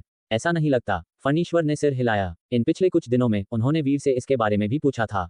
आमतौर पर साधना के इस चरण तक पहुंचने पर यदि कोई एक पुनर्जन्मित संत है तो वे अपनी यादों का कुछ हिस्सा जागृत करेंगे और अपने पिछले जीवन को जानेंगे। वीर वास्तव में अपने पिछले जीवन को जानता था, लेकिन वह ये भी जानता था कि उसके पिछले जीवन की उपलब्धियां एक संत के रूप में लापरवाही से दावा करने के लिए पर्याप्त नहीं थीं। वीर की हैरान नजर को देखकर फणीश्वर हंसे और फिर उनकी अभिव्यक्ति बहुत अधिक गंभीर हो गई। तुमने जो विशेषताएं बताई वे बहुत स्पष्ट हैं। मेरे सामने इसके बारे में बात करना ठीक है, लेकिन तुम्हें इसे दूसरों के सामने कभी नहीं उल्लेख करना चाहिए, अन्यथा लोग आसानी से इसका अनुमान लगा सकते हैं। संतारोहण के चरम मार्ग का पथ समस्त संत की भूमि में बिल्कुल रहस्य नहीं है। कई संत इस पथ से अवगत हैं। हालांकि इसका अभ्यास करने के लिए पूर्वापेक्षित स्थितियां कुछ कठोर हैं, जिसके लिए पहले शारीरिक शरीर को अंतिम अवस्था तक साधना करने की आवश्यकता होती है। ये कहते हुए उन्होंने वीर को देखा, यह अनुमान लगाते हुए कि चूंकि वीर बच गया था, उसने शायद पहले ही इस अपरिवर्तनीय पथ पर कदम रख दिया होगा। वीर ने बुजुर्ग फणीश्वर की आंखों में गहराई देखी और जानता था कि उन्होंने खुद को देख लिया है। उन्होंने बुजुर्ग फणीश्वर से इसे छिपाने का इरादा नहीं किया और कहा, मेरा शारीरिक शरीर अंतिम लोक तक पहुंच गया है, इस पथ पर साधना करना संभव है। बुजुर्ग फणीश्वर हैरान थे, लेकिन क्या तुम पहले से ही जानते हो कि अंतिम लोक तक साधना कैसे करें? हाँ, मैंने मर्त्य लोक में साधना की थी, वीर ने कहा। बुजुर्ग फणीश्वर ने अपने सिर को हिलाया, तो ऐसा लगता है, इसमें कोई आश्चर्य नहीं कि तुम बच गए। अंतिम लोक शारीरिक शरीर को अविनाशी बना सकता है और यह पुनर्जन्म के रक्त से भी बचाव करता है। यह एक असाध्य राक्षस है। वीर मुस्कुराया, क्या ये बुजुर्ग फणीश्वर की चोरी कला का उल्लंघन नहीं करता है? चोरी करने की जगह तुम शिकार बन रहे हो। मैं डरा नहीं हूं। अब तुम मेरी चोरी कला सीख रहे हो, तुम मेरी तरफ से हो। शून्य संत को आओ और मुझे चोरी करने दो, बुजुर्ग फणीश्वर ने हंसते हुए कहा। वीर का दिल खुश था। बुजुर्ग फणीश्वर का साथ उसे बहुत शांत महसूस कराता था। बुजुर्ग फणीश्वर, मुझे छोटे हजार लोक में युद्ध और आपदाओं वाले स्थानों के बारे में बताएं। फणीश्वर ने एक पल के लिए सोचा, तुम चरम मार्ग की साधना करना चाहते हो? वीर ने सिर हिलाया, हाँ, चरम मार्ग खून और मौत से पोषित होता है, युद्ध और आपदाएं सबसे अच्छी जगहें हैं। फणीश्वर की आंखें चमक उठी, छोटे हजार लोग बहुत शांतिपूर्ण नहीं है, राजवंश साल भर युद्ध करते हैं, योग्यतम की उत्तरजीविता के लिए। युद्धों वाले स्थानों में वध और असंतोष होता है, मेरे चरम साधना के लिए अवशोषित करने के लिए उत्तम है। फणीश्वर ने थोड़ा सिर हिलाया, चलो, मैं तुम्हें वहां ले जाता हूँ। वीर और फणीश्वर पवित्र धाम से बाहर निकले और छोटे हजार लोग के सबसे अशांत क्षेत्र की ओर बढ़े, जहां युद्धों और संकटों का तांडव था। वीर को अर्धसंत लोक प्राप्त करने में कितना समय लगेगा? हाँ, ऐसा ही है। फणीश्वर ने यह सुनकर भी कोई हर्ष प्रकट नहीं किया, बल्कि हल्की आह भरकर बोले, बाहर वालों के सामने इस बात का जिक्र मत करना। यह क्षेत्र विशेष है, दिव्य रक्त को सघन करने में सक्षम है, मर्त्यता को डिविनिटी में बदलने में सक्षम है, और दिव्य कुल से जन्मे वंशजों में अपने पूर्वजों के शरीर का एक अंश आ जाता है, जिससे वे बचपन से ही असाधारण गति से साधना करते हैं। हर कोई मर्त्यलोक के नवम श्रेणी के युद्ध शरीरों के बराबर होता है। नवम श्रेणी के युद्ध शरीर मर्त्यलोक में सर्वोच्च क्षमता के होते हैं, जो पूरे प्रांतों में विख्यात हैं। वीर को यह उम्मीद नहीं थी कि फणीश्वर दिव्य कुल के रहस्यों को जानते हैं, और भ्रमित होकर पूछा, अगर ऐसा है तो यह अच्छी बात नहीं है क्या? ये सचमुच अच्छी बात है, लेकिन यह एक आपदा भी है। फणीश्वर ने सिर हिलाया, दिव्य कुल साधना असाधारण गति से करते हैं, उनका विस्तार बहुत तेजी से होता है, सभी वंशज चरम मार्ग से संत बनने के मार्ग पर चलने में सक्षम है। यह एक ऐसा मार्ग है जिसमें वध, खोई हुई आत्माओं का अतिक्रमण आवश्यक है। यदि दिव्य कुल की संख्या एक निश्चित पैमाने तक पहुंच जाती है, इस हद तक कि हर कोई उस कुल का हो, तो दुनिया कैसी दिखेगी? वीर दंग रह गया, उसने कभी इस बात पर गहराई से विचार नहीं किया था। लेकिन फणीश्वर की बातें सुनकर उसका भाव थोड़ा बदल गया। सर्व संतों के लोक में दिव्य कुल का जन्म सबसे पहले हुआ, उनके वंशज फलते फूलते रहे। लेकिन जैसे जैसे उनकी संख्या बढ़ी, वे एक दूसरे के खिलाफ हो गए, यहाँ तक कि चरम मार्ग से संत बनने की अपनी खोज में आपदाओं को उकसाया। उस समय युद्ध अक्सर छिड़ जाते थे, आपदाएं कई लघु सहस्र लोगों तक फैल गईं, जो आज के बौद्ध समुदाय से भी अधिक व्यापक थीं। फणीश्वर ने वीर पर एक नजर डाली, हालांकि दिव्य कुल के पूर्वज का ऐसा कोई इरादा नहीं था, लेकिन बहुत सारे वंशजों और कुछ द्वारा किए गए आंतरिक उपद्रव ने परम संत को कार्रवाई करने के लिए प्रेरित किया। उन्होंने सभी संतों के साथ मिलकर उन्हें दबाया, मामले को शांत किया। अन्यथा आज का सर्व संतों का लोक पहले से ही लगातार युद्ध से तबाह हो चुका होता, हर क्षेत्र आग की लपटों में घिरा होता। वीर शांत हो गया। पहले जब उसे श्रीमती छाया से पता चला कि दिव्य कुल को राक्षस दौड़ के रूप में बदनाम किया गया है, तो उसे कुछ हद तक रोष महसूस हुआ था, लेकिन अब ऐसा लग रहा था कि हर चीज का एक कारण था।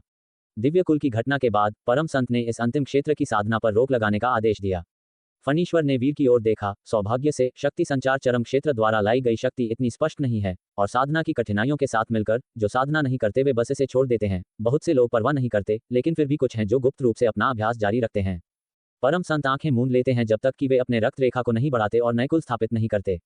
वीर को यह उम्मीद नहीं थी कि ऐसे मामलों के कारण एक क्षेत्र वर्जित हो सकता है। मर्त्यलोक में इन मामलों से अनजान होने के कारण आपके द्वारा पहले ही इसका अध्ययन कर लेने में कोई समस्या नहीं है। जब तक आप इसे चुपचाप रखते हैं तब तक ये कोई बड़ी बात नहीं है। अंधेरे में किए गए कुछ चीजों को दूसरे अनदेखा कर देते हैं, लेकिन यदि आप इसे सार्वजनिक रूप से प्रदर्शित करते हैं और कुछ व्यक्तियों को नाराज करते हैं, तो उनके पास हस्तक्षेप करने और मामले को सुधारने के अलावा कोई विकल्प नहीं होगा। फणीश्वर ने निर्देश दिया। वीर ने सिर हिलाया, तो बौद्ध समुदाय के बुद्ध पूज्य ने शायद पहले ही गुप्त रूप से इस क्षेत्र की साधना कर ली होगी। उस गंजे भिक्षु में सांसारिक इच्छाओं की कमी है, भले ही उसने इस साधना का अभ्यास किया हो, परम संत आपत्ति नहीं करेंगे। संभवतः वह इसे खुले तौर पर प्रदर्शित करने की हिम्मत भी नहीं करेगा। फणीश्वर ने कहा। वीर ने पूछा, आपके बारे में क्या फणीश्वर? क्या आपने इसकी साधना की है? यह क्षेत्र बलिदान साधना को संत बनने की ओर ले जाता है, संत लोक का एक तेज मार्ग प्रदान करता है।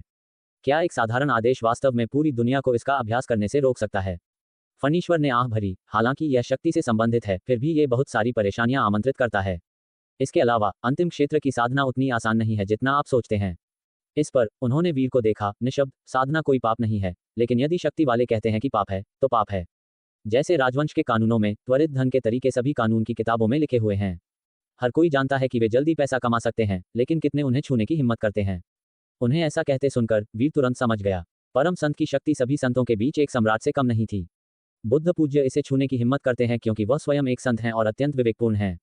रईसों और मंत्रियों की तरह उनके गुप्त गृह उद्योगों, सूदखोरी, जुआ अड्डों और ऐसी ही चीजों के साथ वे सभी वर्जित हैं। बिना समर्थन वाले साधारण लोगों के लिए उन्हें छूना पूंजीगत दंड का एक निश्चित मार्ग है, जबकि सत्ता में रहने वालों के लिए यह अतिरिक्त आय का एक बड़ा स्रोत है।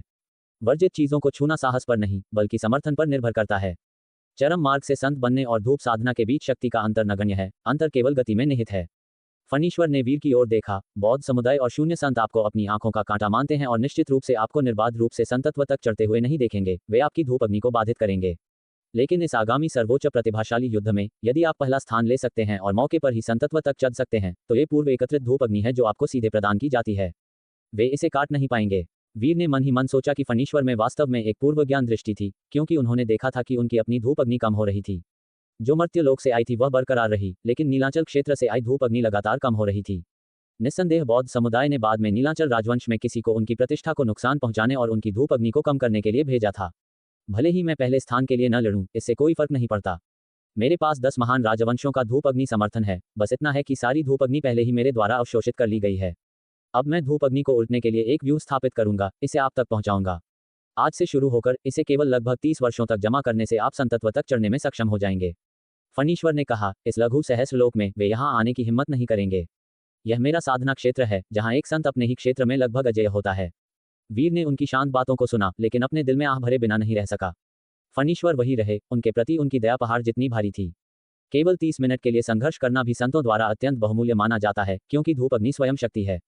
फिर भी फणीश्वर उन्हें धूप अग्नि स्रोतों के 30 साल देने को तैयार थे। ऐसी उदारता उनके अपने सीधे शिष्यों के प्रति भी दुर्लभ होगी।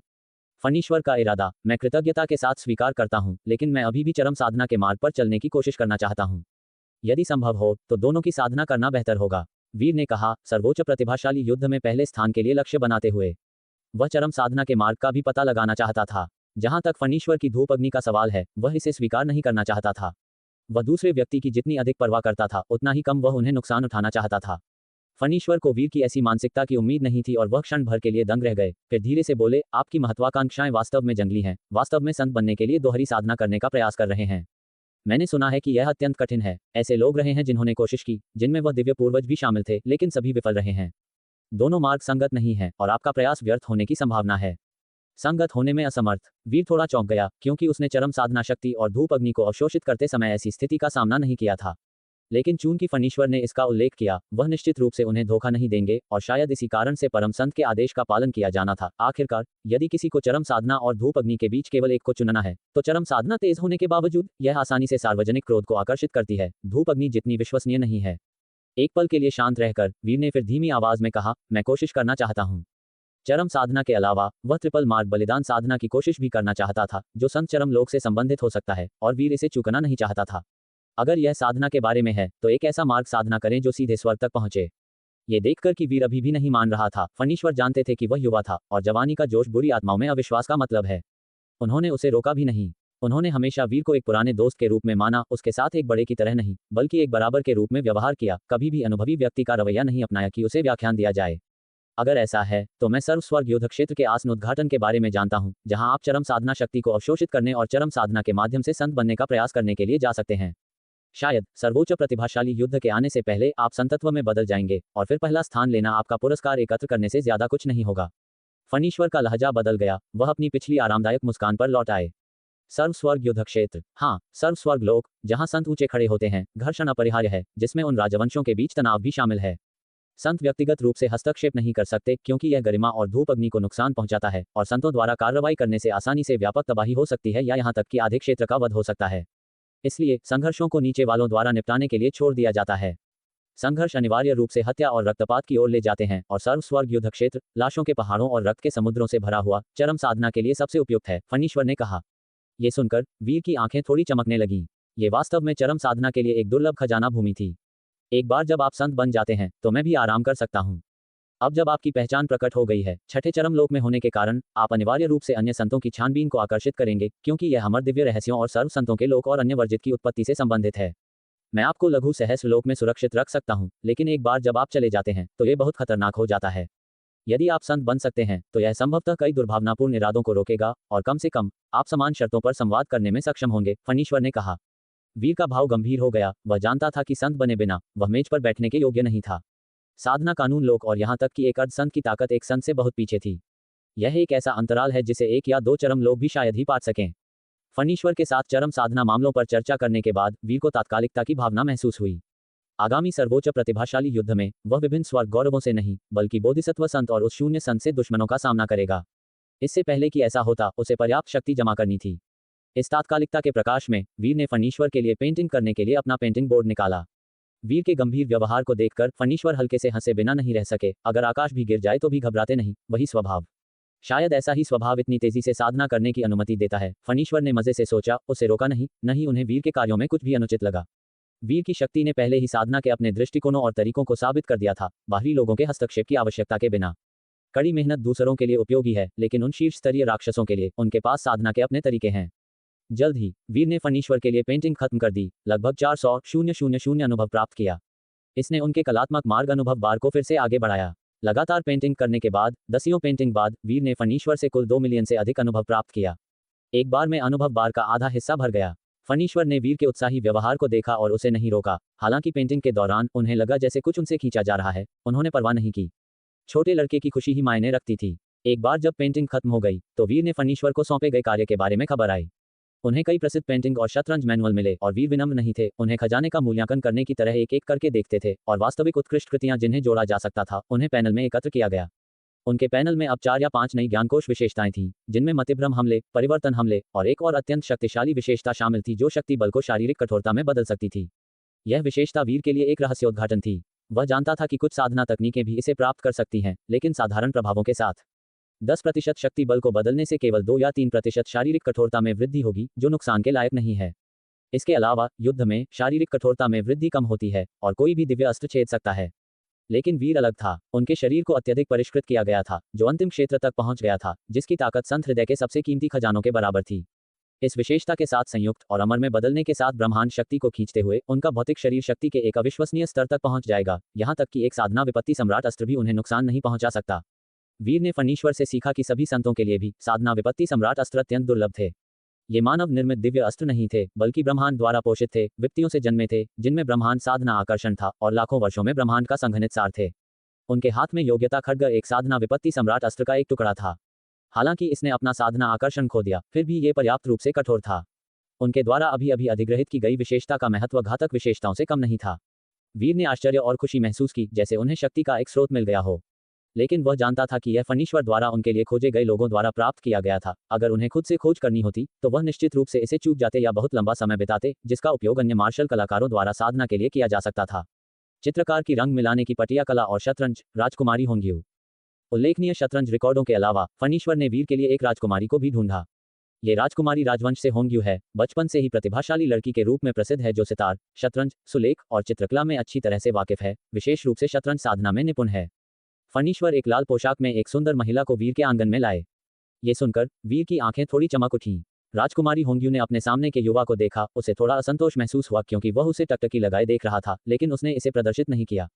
वह अपनी स्थिति जानती थी। हालांकि राजवंश के शाही शहर में एक प्रसिद्ध प्रतिभाशाली लड़की थी जो कई राजकुमारों और राजकुमारों के उत्तराधिकारियों को आकर्षित करती थी। वह पवित्र धाम में थी, एक संत द्वारा यहाँ लाई गई थी और उसके सामने का आदमी शायद एक संत उत्तराधिकारी था।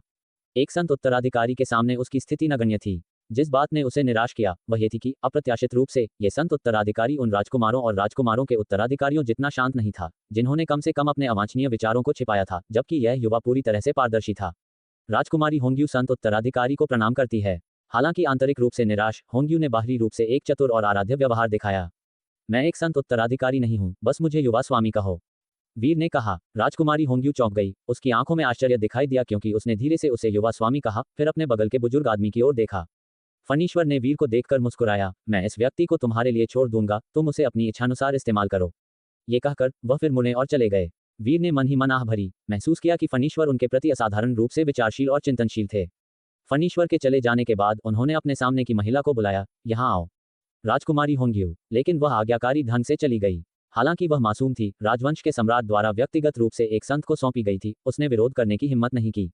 ये ऐसे प्राणी थे जो एक पलक झपकते ही उसे मिटा सकते थे। वह केवल सावधानी से उनकी सेवा कर सकती थी, फिर भी उसका हृदय दुख और नाराजगी से भरा था। तैयार हो जाओ, चलो शुरू करते हैं, वीर ने कहा। राजकुमारी होंग्यू के चेहरे पर अपमान का भाव आया, लेकिन उसने जल्दी से इसे छिपा लिया। अपना सिर झुकाकर कहा, मैं अभी भी कुंवारी हूं, मुझे उम्मीद है कि युवा स्वामी कोमल होंगे। फिर उसने अपने कपड़े खोलना शुरू कर दिया। तुम कपड़े क्यों उतार रही हो? वीर सदमे में उछल पड़े, फिर तुरंत समझ गए कि उसने गलत समझा है। शतरंज बोर्ड वहां है, कोई बात नहीं, मैं इसे लेता हूं। ये कहते हुए उन्होंने अपने हाथ से इशारा किया और शतरंज बोर्ड और शतरंज का बक्सा उनकी दृष्टि में उड़ गए। उन्होंने उसे देखा और कहा, मुझे देखने दो कि तुम कितनी सक्षम हो। राजकुमारी होंग्यू, क्या हो रहा है? वह हैरानी में युवा को घूर रही थी, उसे शांत व्यवहार के साथ मोहरे लेते हुए देखकर, और तुरंत जान गई कि वह उसके साथ खेल नहीं रहा था, लेकिन ये सोचने के लिए कि वह उसे केवल शतरंज खेलने के लिए इतनी दूर लाया था। राजकुमारी होंग्यू थोड़ी हक्का बक्का थी और थोड़ी देर बाद हिचकिचाते हुए पूछा, युवा स्वामी को शतरंज खेलना पसंद है? आहोह, वीर ने सिर हिलाया, जवाब देने की परवाह नहीं की। अगर शतरंज के लिए नहीं तो मैं तुम्हें और क्यों ढूंढूंगा। ये सुनकर राजकुमारी होंग्यू तुरंत अपनी पिछली गलत व्याख्या को समझ गई और राहत की सांस लिए बिना नहीं रह सकी। तो मैं युवा स्वामी के साथ एक खेल खेलूंगी। राजकुमारी होंग्यू ने धीरे और नाजुक ढंग से बात की, कपड़े उतारने की अपनी पिछली कार्रवाई को याद करते हुए उसके गाल थोड़े लाल हो गए। लेकिन गंभीर रहना, अगर तुम जीत सकती हो तो मैं तुम्हें कई दिव्य गोलियां और दवाइयां दूंगा, अगर तुम हार जाती हो तो जुर्माना होगा, वीर ने दृढ़ता से कहा। ये भी उसे उनकी स्थिति पर विचार करने और खेल में आसान होने से बचने के लिए था। हालांकि शतरंज साधना में उनके वर्तमान स्तर के साथ इस दुनिया में कुछ ही प्रतिद्वंद्वी थे, क्योंकि शतरंज में बहुत से निपुण नहीं थे। राजकुमारी होंग्यू आंतरिक रूप से चौंक गई, बार बार अपनी विनम्रता को आवाज दी और उसकी दृष्टि गंभीर हो गई, लेकिन वह अंदर ही अंदर मुस्कुराए बिना नहीं रह सकी। ये युवा स्वामी, हालांकि वह उसकी कदकाठी नहीं जानती थी, एक मार्शल कलाकार होना चाहिए। अगर यह कुछ और होता तो वह केवल अपना भाग्य स्वीकार कर सकती थी, लेकिन जब शतरंज खेलने की बात आती है, उसकी आंखों में बुद्धिमत्ता और आत्मविश्वास चमका और काले और सफेद मोहरे वितरित होने के बाद उसने गंभीरता से खेलना शुरू कर दिया। थोड़ी देर बाद उनका खेल समाप्त हो गया। वीर कुछ हद तक हक्का बक्का था, प्रतिद्वंद्वी की शतरंज क्षमता अत्यंत मजबूत थी, लगभग उनके बराबर, यहाँ तक कि थोड़ी मजबूत भी। ये पहला खेल वह वास्तव में आधे अंक से हार गया। शतरंज साधना में 7वें चरण तक पहुंचने के बाद से वीर ने हार की भावना का अनुभव किए हुए काफी समय हो गया था। वीर की तुलना में होंग्यू और भी चौंक गई थी। वह बचपन से ही शतरंज में निपुण थी, शतरंज साधना में निपुण थी। यहाँ तक कि राजकुमारों के मास्टर भी उसके हाथों के नीचे आसानी से हार जाते थे, लेकिन उसके सामने इस युवा ने उसे तनाव से पसीना बहाने पर मजबूर कर दिया। महोदय, आप शतरंज में कुशल हैं, होंग्यू ने स्वीकार किया, ईमानदारी से प्रशंसा करते हुए। शतरंज साधना के शीर्ष पर होने के कारण प्रतिद्वंद्वी मिलना कठिन था और अकेलापन अपरिहार्य था। वीर के खिलाफ खेलने से उसे वह खुशी मिली जो वह लंबे समय से चूक गई थी। तुम भी प्रभावशाली हो, यही कारण है कि तुम्हें फणीश्वर यहाँ लाए थे। वीर ने अपनी प्रशंसा में संकोच नहीं किया। फणीश्वर ने इस उल्लेखनीय महिला को चुना था, संभवतः लघु सहस्रलोक में कई राजवंशों से चुना गया था। ये सब शतरंज साधना के क्षेत्र में शीर्ष में से एक थी। उनकी शतरंज अनुभव में काफी वृद्धि देखकर वीर ने एक संतुष्ट मुस्कान दिखाई और अनौपचारिक ढंग से ब्रह्मांड अंतरिक्ष खोला। लिन वरिष्ठ के उपहारों से अनिश्चितता से स्वीकार की गई कुछ दिव्य गोलियां निकाली और अपने सामने की महिला को कुछ पेश की। आपकी आभा को देखते हुए आप मार्शल आर्ट्स में भी भाग ले रही हैं। ये गोलियां आपके शरीर को बढ़ा सकती हैं और आपकी आत्मा को मजबूत कर सकती हैं, उत्कृष्ट प्रभाव डालती हैं, वीर ने कहा। होंग्यू ने गोलियां लीं, लौकी पर नामों पर नजर डाली और दंग हुए बिना नहीं रह सकी। वे सभी दुर्लभ दिव्य गोलियां थीं जिनके बारे में उसने केवल सुना था, जिनके लिए शाही परिवार के पसंदीदा भी प्रतिस्पर्धा करेंगे। यह होंग्यू परेशान थी, पहली बार महसूस कर रही थी कि शतरंज खेलने से वह वास्तव में ऐसे बहुमूल्य सामान प्राप्त कर सकती है। वीर मुस्कुराया और कहा, ले लो, चलो जारी रखते हैं। होंग्यू अपने होश में आकर अपने सामने के युवा को देखा, उसका भाव सूक्ष्म रूप से बदल गया क्योंकि उसने जल्दी से गोलियां दूर रख दी, एक खिलने जैसी मुस्कान प्रकट करते हुए। धन्यवाद महोदय। छोटे आंगन में शतरंज का खेल जारी रहा।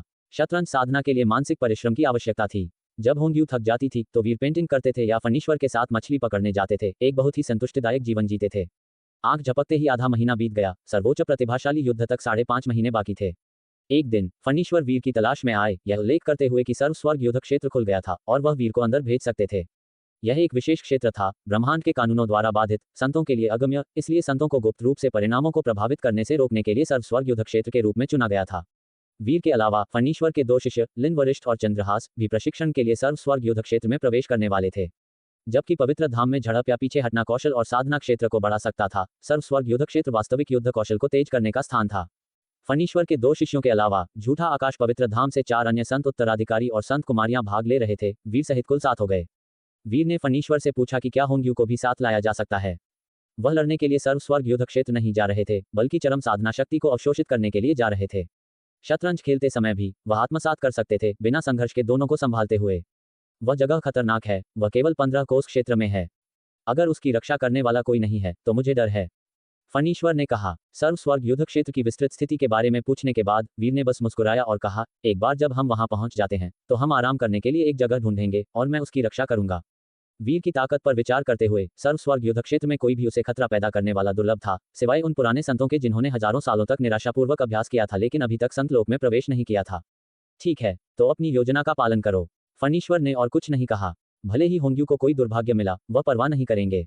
लिन वरिष्ठ, चंद्रहास और अन्य संत उत्तराधिकारी और संत कुमारियां वीर की ओर देखे बिना नहीं रह सके, उनके भाव जटिल थे। ये सुनकर कि एक उल्लेखनीय इकाई को आज चोर संत द्वारा पवित्र धाम में वापस लाया गया था, लेकिन वीर ने एक अलग जीवन जिया था और उनकी पहचान उनसे अज्ञात थी। वीर को कितना पसंदीदा था, ये देखकर वे लिन वरिष्ठ के सीधे शिष्यों की ओर देखते हुए थोड़ा आश्चर्यचकित थे। शायद उन्हें भी चोर संत से इतना समर्थन नहीं मिला था। फणीश्वर ने अपना हाथ हिलाया, सभी को अपनी आस्तीन में इकट्ठा किया। बाद में लघु सहस्रलोक के ऊंचे आकाश में पहुंचे, जहां अंधेरे उतार चढ़ाव के निशान थे। वीर और अन्य को अपनी आस्तीन से रिहा करते हुए फणीश्वर ने कुछ महसूस किया और एक दिशा की ओर देखा, जहां अचानक शून्य लहराया और एक आकृति बाहर निकली, पतली और गोरी, बहते रिबन से सजी और कानूनों से घिरी, एक उत्कृष्ट आभा विकिरण करती हुई। आकृति ने फणीश्वर को देखा, उसकी भान थोड़ी उठी, लेकिन उसके होठों के कोनों पर एक हल्की मुस्कान खेली। उन्हें भी प्रशिक्षण के लिए सर्वस्वर्ग युद्ध क्षेत्र में भेज रहे हो? तुम भी नहीं हो? फणीश्वर ने शांत ढंग से जवाब दिया, आकृति को देखते हुए। वीर को फणीश्वर से उनके मन में एक संचार मिला, ये झूठा आकाश पवित्र धाम की संत, झूठा आकाश संत है। वीर ने अत्यधिक सुंदर महिला को देखा जो साधना की आभा से घिरी हुई थी। उसका मुखमंडल ऐसा था जैसे एक परी मर्त्य लोक में उतर आए हो, देखने वाले के हृदय को मोहित करती हुई। उनका मन डगमगाया, लेकिन वह तुरंत गंभीर हो गए। उनका साधना आकर्षण दृढ़ता से जगह पर था और उन्होंने अपने विचार वापस ले लिए। क्या तुम वह असाधारण प्रतिभा हो खड्ग साधना में जिसने नीलांचल क्षेत्र में एक हलचल पैदा कर दी थी? झूठा आकाश संत ने शांत ढंग से बात की। उसकी आंखें शरद ऋतु के पानी की एक झील की तरह थीं, शांत फिर भी उजाड़, धीरे से कहते हुए।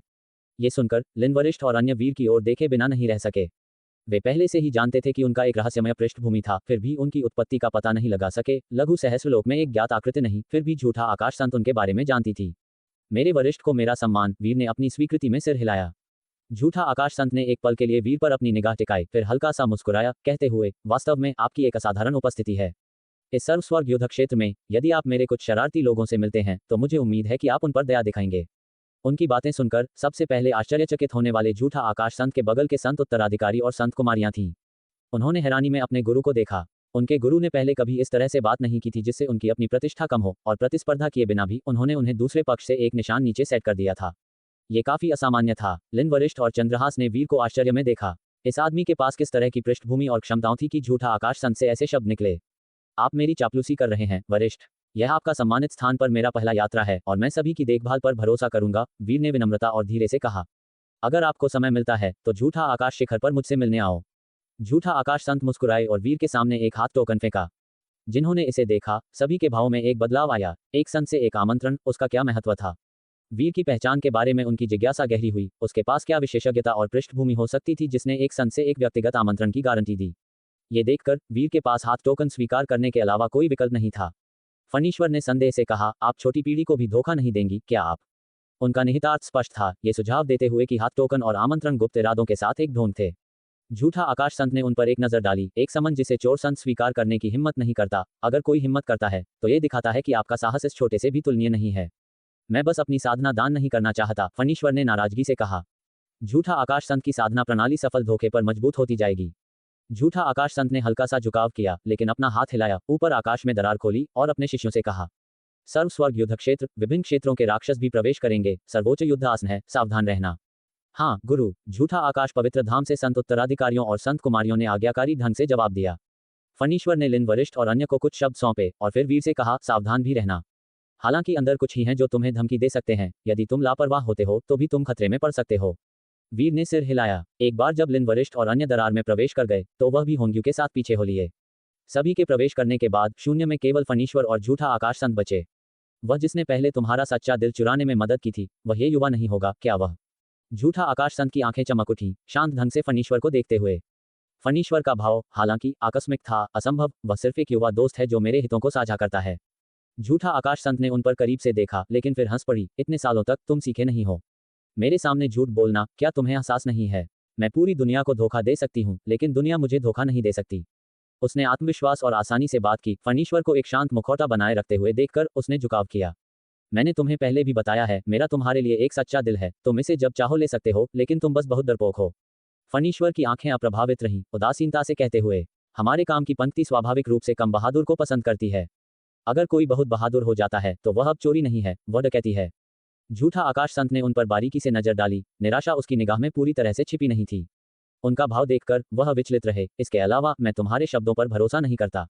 तुम इतने सालों के बाद भी बदले नहीं हो। झूठा आकाश संत ने हल्का सा सिर हिलाया। गुरु सही थे, स्वभाव से तुम डरपोक हो। यहाँ तक कि तुम्हारे सामने महान साधना के साथ भी तुम आगे बढ़ने की हिम्मत नहीं करते। इतनी डरपोकपन के साथ क्या तुम वास्तव में उस शरारती व्यक्ति के खिलाफ बदला लेने में मेरे साथ शामिल होने की हिम्मत करोगे? इससे पहले कि हम उसे खोज सकें, कम से कम हमें परम संत के स्तर तक साधना करने की आवश्यकता है। तुमने 10,000 सच्चे दिल को धोखा दिया है और 3 विपत्तियों को पार कर लिया है। क्या तुम्हारे लिए अभी भी कोई रास्ता है? फणीश्वर ने एक पिछली घटना को याद किया। बात करते समय उनकी आंखों में हत्यारे इरादे की एक झलक प्रकट हुई। झूठा आकाश संत हल्के से हंस पड़ी, अविचलित, बेशक एक रास्ता है। स्वर्ग और पृथ्वी, सभी जीवित प्राणियों को धोखा देना, अंत में आत्म धोखा के अलावा कुछ नहीं है। एक दिन अगर मैं खुद को परम संत मानती हूँ तो मैं परम संत हूँ। उनकी बातें सुनकर फणीश्वर का मुंह थोड़ा झुक गया। खुद को परम संत मानने के लिए धोखा देना। हालांकि ये दावा अजीब था, वह जानते थे कि वह उनकी साधना थी। अगर कोई अपने ही साधना हृदय को धोखा दे सकता है तो वह एक वास्तविकता बन जाएगा। उन्होंने पहले ही उस रास्ते को देखा था। उन्हें थोड़ा राहत मिली और उन्होंने मुस्कुराया, कहते हुए, उस मामले में चलो थोड़ा और इंतजार करते हैं। तुम्हारा क्या हाल है? झूठा आकाश संत ने पूछा। मेरा अपना रास्ता है। फणीश्वर मुस्कुराए, ये बहुत दूर नहीं है। हालांकि हमें इस युवा दोस्त के संत बनने तक इंतजार करना होगा। अन्यथा मुझे उसके स्वभाव की चिंता है। उसके लिए देखभाल करने वाला कोई नहीं होने के कारण उसे सभी संतों द्वारा खाया जा सकता है। झूठा आकाश संत शांत हो गई, बुदबुदाते हुए, ऐसा लगता है कि तुम सच्चे दिल से एक सच्चा दिल चुरा रहे हो। ऐसा ही हो। उनके इस्तीफे में अफसोस की भावना थी। फिर दरार को देखने के लिए अपना सिर उठाते हुए उसने कहा, इस बच्चे ने छठे चरम लोक तक पहुंच गया है। अमर दिव्य रहस्यों को शामिल करते हुए ये शांतिपूर्ण नहीं होगा। तुम उसे कितनी देर तक सुरक्षित रख सकते हो? फणीश्वर ने सिर हिलाया, मैं अपनी पूरी कोशिश करूंगा। सर्व स्वर्ग युद्ध क्षेत्र। दरार के परे सर्व स्वर्ग युद्ध क्षेत्र में इस भूमि पर कदम रखते ही वीर ने एक अंधेरा और खाली दुनिया देखी। पूरी तरह से बंजर, जंगली घास का कोई निशान नहीं था।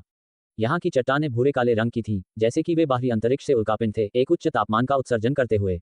हालांकि जमीन की वीरांगी की तुलना में आकाश चमकते तारों से भरा था। यह एक छोटे लोक के बाधा के बाहर लगता था। तारों और चमकते सूर्य और चंद्रमा का सीधा दृश्य था।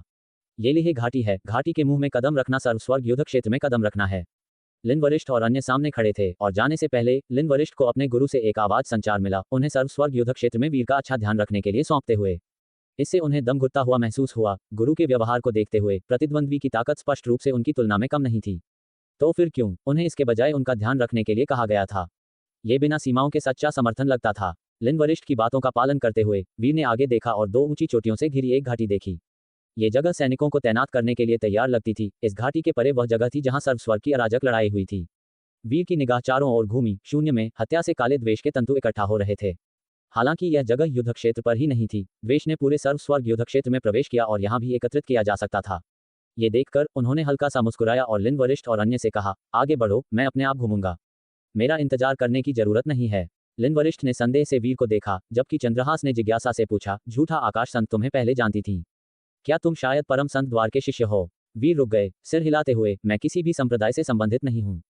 कोई संप्रदाय नहीं। लिन वरिष्ठ झुके, स्पष्ट रूप से वीर की बातों पर अविश्वास करते हुए, महसूस करते हुए कि वीर अपने सच्चे इरादों को प्रकट करने के लिए बहुत गर्वित थे। लेकिन वे झूठा आकाश पवित्र धाम के लोगों से लगातार झूठ बोलने के आदी थे। हालांकि उन्हें धोखा महसूस हुआ, ये भी एक नियमित बन गया था, हालांकि कुछ असंतोष के साथ। भूल जाओ, चूंकि तुम हमारे साथ शामिल नहीं होना चाहते, हम आगे बढ़ेंगे, लिन वरिष्ठ ने कहा। आखिरकार अगर वीर को बाद में कोई समस्या आती है तो वह अपने गुरु को सच्चाई बता सकता था। यह नहीं था कि उन्होंने देखभाल नहीं की, बल्कि दूसरे पक्ष इच्छुक नहीं था। चंद्रहास ने देखा कि वीर अपनी उत्पत्ति प्रकट नहीं करना चाहते थे। अफसोस महसूस करते हुए उन्होंने वीर को लहर दी और फिर लेह घाटी पर दूसरों के साथ सर्व स्वर्ग युद्ध क्षेत्र के गहरे हिस्सों की ओर उड़ गई। गुरु, हम कहाँ जा रहे हैं? होंग्यू ने देखा कि वीर अकेले जा रहे थे और थोड़ा घबराया हुआ महसूस किए बिना नहीं रह सका। वह कम शक्तिशाली होने के कारण, बल्कि उम्मीद थी कि वीर अकेले रहने के बजाय समूह के साथ रहेंगे। चलो बस यहीं रहते हैं, वीर ने कहा, क्योंकि उन्होंने ब्रह्मांड अंतरिक्ष से एक चटाई और एक शतरंज की मेज और बोर्ड लिया। हर कोई कड़ी मेहनत कर रहा था, इसलिए उन्हें भी कुछ प्रयास करने की जरूरत थी। चलो, यहाँ का दृश्य अच्छा है, ये शतरंज के खेल के लिए एकदम सही है, वीर ने कहा। होंग्यू चकित थी, उसने उम्मीद नहीं की थी कि वीर उसे शतरंज खेलने के लिए यहाँ लाया था। जबकि अन्य स्वर्ग गौरव अनुभव प्राप्त कर रहे थे, वीर यहाँ आराम से खेल रहे थे। गुरु, क्या यह एक महान अवसर की बर्बादी नहीं है? होंग्यू कहे बिना नहीं रह सकी। इसे बर्बादी कैसे कहा जा सकता है?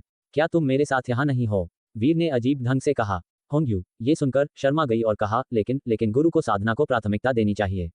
मैंने सुना है कि गुरु भी सर्वोच्च प्रतिभाशाली युद्ध में भाग लेने और सभी स्वर्ग के साथ प्रतिस्पर्धा करने की योजना बना रहे हैं। अगर आप शतरंज खेलना चाहते हैं तो होंग्यू भविष्य में कभी भी आपके साथ आ सकती है। तो चलो अब करते हैं। वीर ने अपना हाथ उठाया, उनके शब्दों को काटते हुए, वह समय बर्बाद नहीं कर सकते थे। ये देखकर होंग्यू ने थोड़ा लाचार महसूस किया, लेकिन पालन करना पड़ा। यहाँ की हवाएं बहुत तेज थीं, स्वर्ग से परे से बहती हुई लगती थीं, हड्डी को ठंडा करती हुई। वीर ने होंग्यू को अपना शरीर सिकुड़ते हुए देखा और एक बाधा बनाने के लिए अपना हाथ उठाया, उसे भयंकर हवाओं से बचाते हुए। जहां तक उनका सवाल है, उनका भौतिक शरीर अत्यधिक मजबूत था। ये हवाएं उन्हें छूकर एक कोमल हवा की तरह महसूस होती थीं। शतरंज खेलना, शराब पीना और दृश्य का आनंद लेना। जबकि शतरंज के चालों पर विचार करते हुए वीर ने भी आसपास की हत्या से द्वेषपूर्ण आत्माओं को शुद्ध करके खुद को व्यस्त रखा। इन द्वेषपूर्ण आत्माओं को देखने के लिए दिव्य रक्त की आवश्यकता थी, और इस पल में जब वे अवशोषित हो रहे थे, वे थोड़ा थोड़ा करके इकट्ठा हो रहे थे। लेकिन होंग्यू इस बात से पूरी तरह से अनजान थी। चरम साधना का अभ्यास करना, शतरंज के माध्यम से अनुभव जमा करना, शराब और संगीत का आनंद लेना, वीर ने तीनों को बिना छोड़े किया। आखिरकार शतरंज के 2 खेल खेलने के बाद एक जीत और एक हार। वीर ने शतरंज साधना में काफी अनुभव जमा किया था और उनकी हत्या से द्वेषपूर्ण आत्माएं भी बौद्ध समुदाय के क्षणिक राक्षस क्षेत्र में भी अधिक इकट्ठा हो गई थीं। ये चरम साधना अनुभव उनकी बाह में इकट्ठा हुआ, दिव्य रक्त में एकीकृत हुआ और दिव्य रक्त द्वारा सीमित और परिष्कृत किया गया। जैसे जैसे आसपास की द्वेषपूर्ण आत्माएं धीरे धीरे फीकी पड़ गईं, शतरंज का तीसरा खेल भी समाप्त हो गया और शायद भटकाव के कारण वह 5 अंकों से हार गए। वीर ने अपने शरीर को थपथपाया, खड़े हुए और कहा, चलो चलते हैं, चलो जगह बदलते हैं। होंग्यू ने यह देखा और गुप्त रूप से राहत की सांस ली, सोचते हुए कि वीर खेलने से थक गए थे और साधना के लिए जाना चाहते थे। 3 दौर खेलने के बाद वह भी मानसिक रूप से थक गई थी, क्योंकि यह एक गंभीर मैच था और हर खेल में बहुत अधिक विचार की आवश्यकता थी। वीर ने अपना हाथ उठाया, शतरंज बोर्ड और चटाई को पैक किया, होंग्यू के चारों ओर अपनी ऊर्जा लपेटी और लेह घाटी से बाहर उड़ गए। जब वे घाटी के प्रवेश द्वार पर पहाड़ों तक पहुंचे, वीर ने आगे एक विशाल और चौड़ा क्षेत्र देखा, बिना किसी कवर के। कभी कभी छोटे टीले बाहर निकले हुए थे और हर जगह हड्डियां थीं, हत्या से द्वेषपूर्ण आत्माएं भी अत्यधिक घनी थीं। वीर तुरंत चोटी पर बैठ गए, शतरंज बोर्ड और चटाई निकाली, अपनी आलसी कमर फैलाई और होंग्यू को अपने साथ होने के लिए कहा। युद्ध क्षेत्र के दूसरी ओर लिन वरिष्ठ और अन्य लेह घाटी से गुजर गए और आगे विशाल युद्ध क्षेत्र से परे एक अराजक पत्थर वन तक पहुंचे। ये जगह पहले से ही कुछ गहरी थी, अराजक पत्थरों से कई सोते हुए शून्य राक्षस फूट पड़े, उनके शरीर गहरे नीले बिजली से चमक रहे थे, लिन वरिष्ठ और अन्य की ओर हमला करते हुए। ये राक्षस शून्य में रहते थे, सर्वस्वर्ग युद्ध क्षेत्र को अपना घोंसला मानते थे, या बल्कि सभी संत उनके घोंसले को युद्ध क्षेत्र मानते थे। लिन वरिष्ठ और इन आक्रमणकारियों को देखकर राक्षस दांत निकालकर काटते हुए आए, उनके हमले नफरत से भरे थे। लिन वरिष्ठ और अन्य यहाँ व्यवहारिक प्रशिक्षण के लिए आए थे, जल्दी से शून्य जीवों के साथ तीव्र युद्ध में शामिल हो गए। ये दया की बात है, जानते हुए कि हमने प्रवेश कर लिया है, सभी स्वर्ग ने एक महान युद्ध शुरू नहीं किया, अन्यथा मैं सैन्य योग्यता अर्जित करने और धूप अग्नि के लिए विनिमय करने के लिए इस अवसर का उपयोग कर सकता था। लिन वरिष्ठ राक्षसों से लड़ते हुए अफसोस भी महसूस कर रहे थे। इस पल में सर्व स्वर्ग युद्ध क्षेत्र सभी स्वर्ग के अराजक युद्ध के बिना अपेक्षाकृत खाली था, अन्यथा वे संत पुत्र और संत कुमारियां निश्चित रूप से युद्ध क्षेत्र पर सबसे चमकदार अस्तित्व होते। ठीक।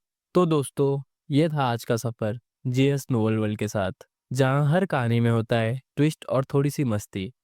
अगर आपको मज़ा आया हो तो लाइक, शेयर और सब्सक्राइब करना ना भूलें। मिलते हैं अगले एपिसोड में। तब तक बने रहिए जेएस नोवेल वर्ल्ड के अद्भुत दुनिया के साथ।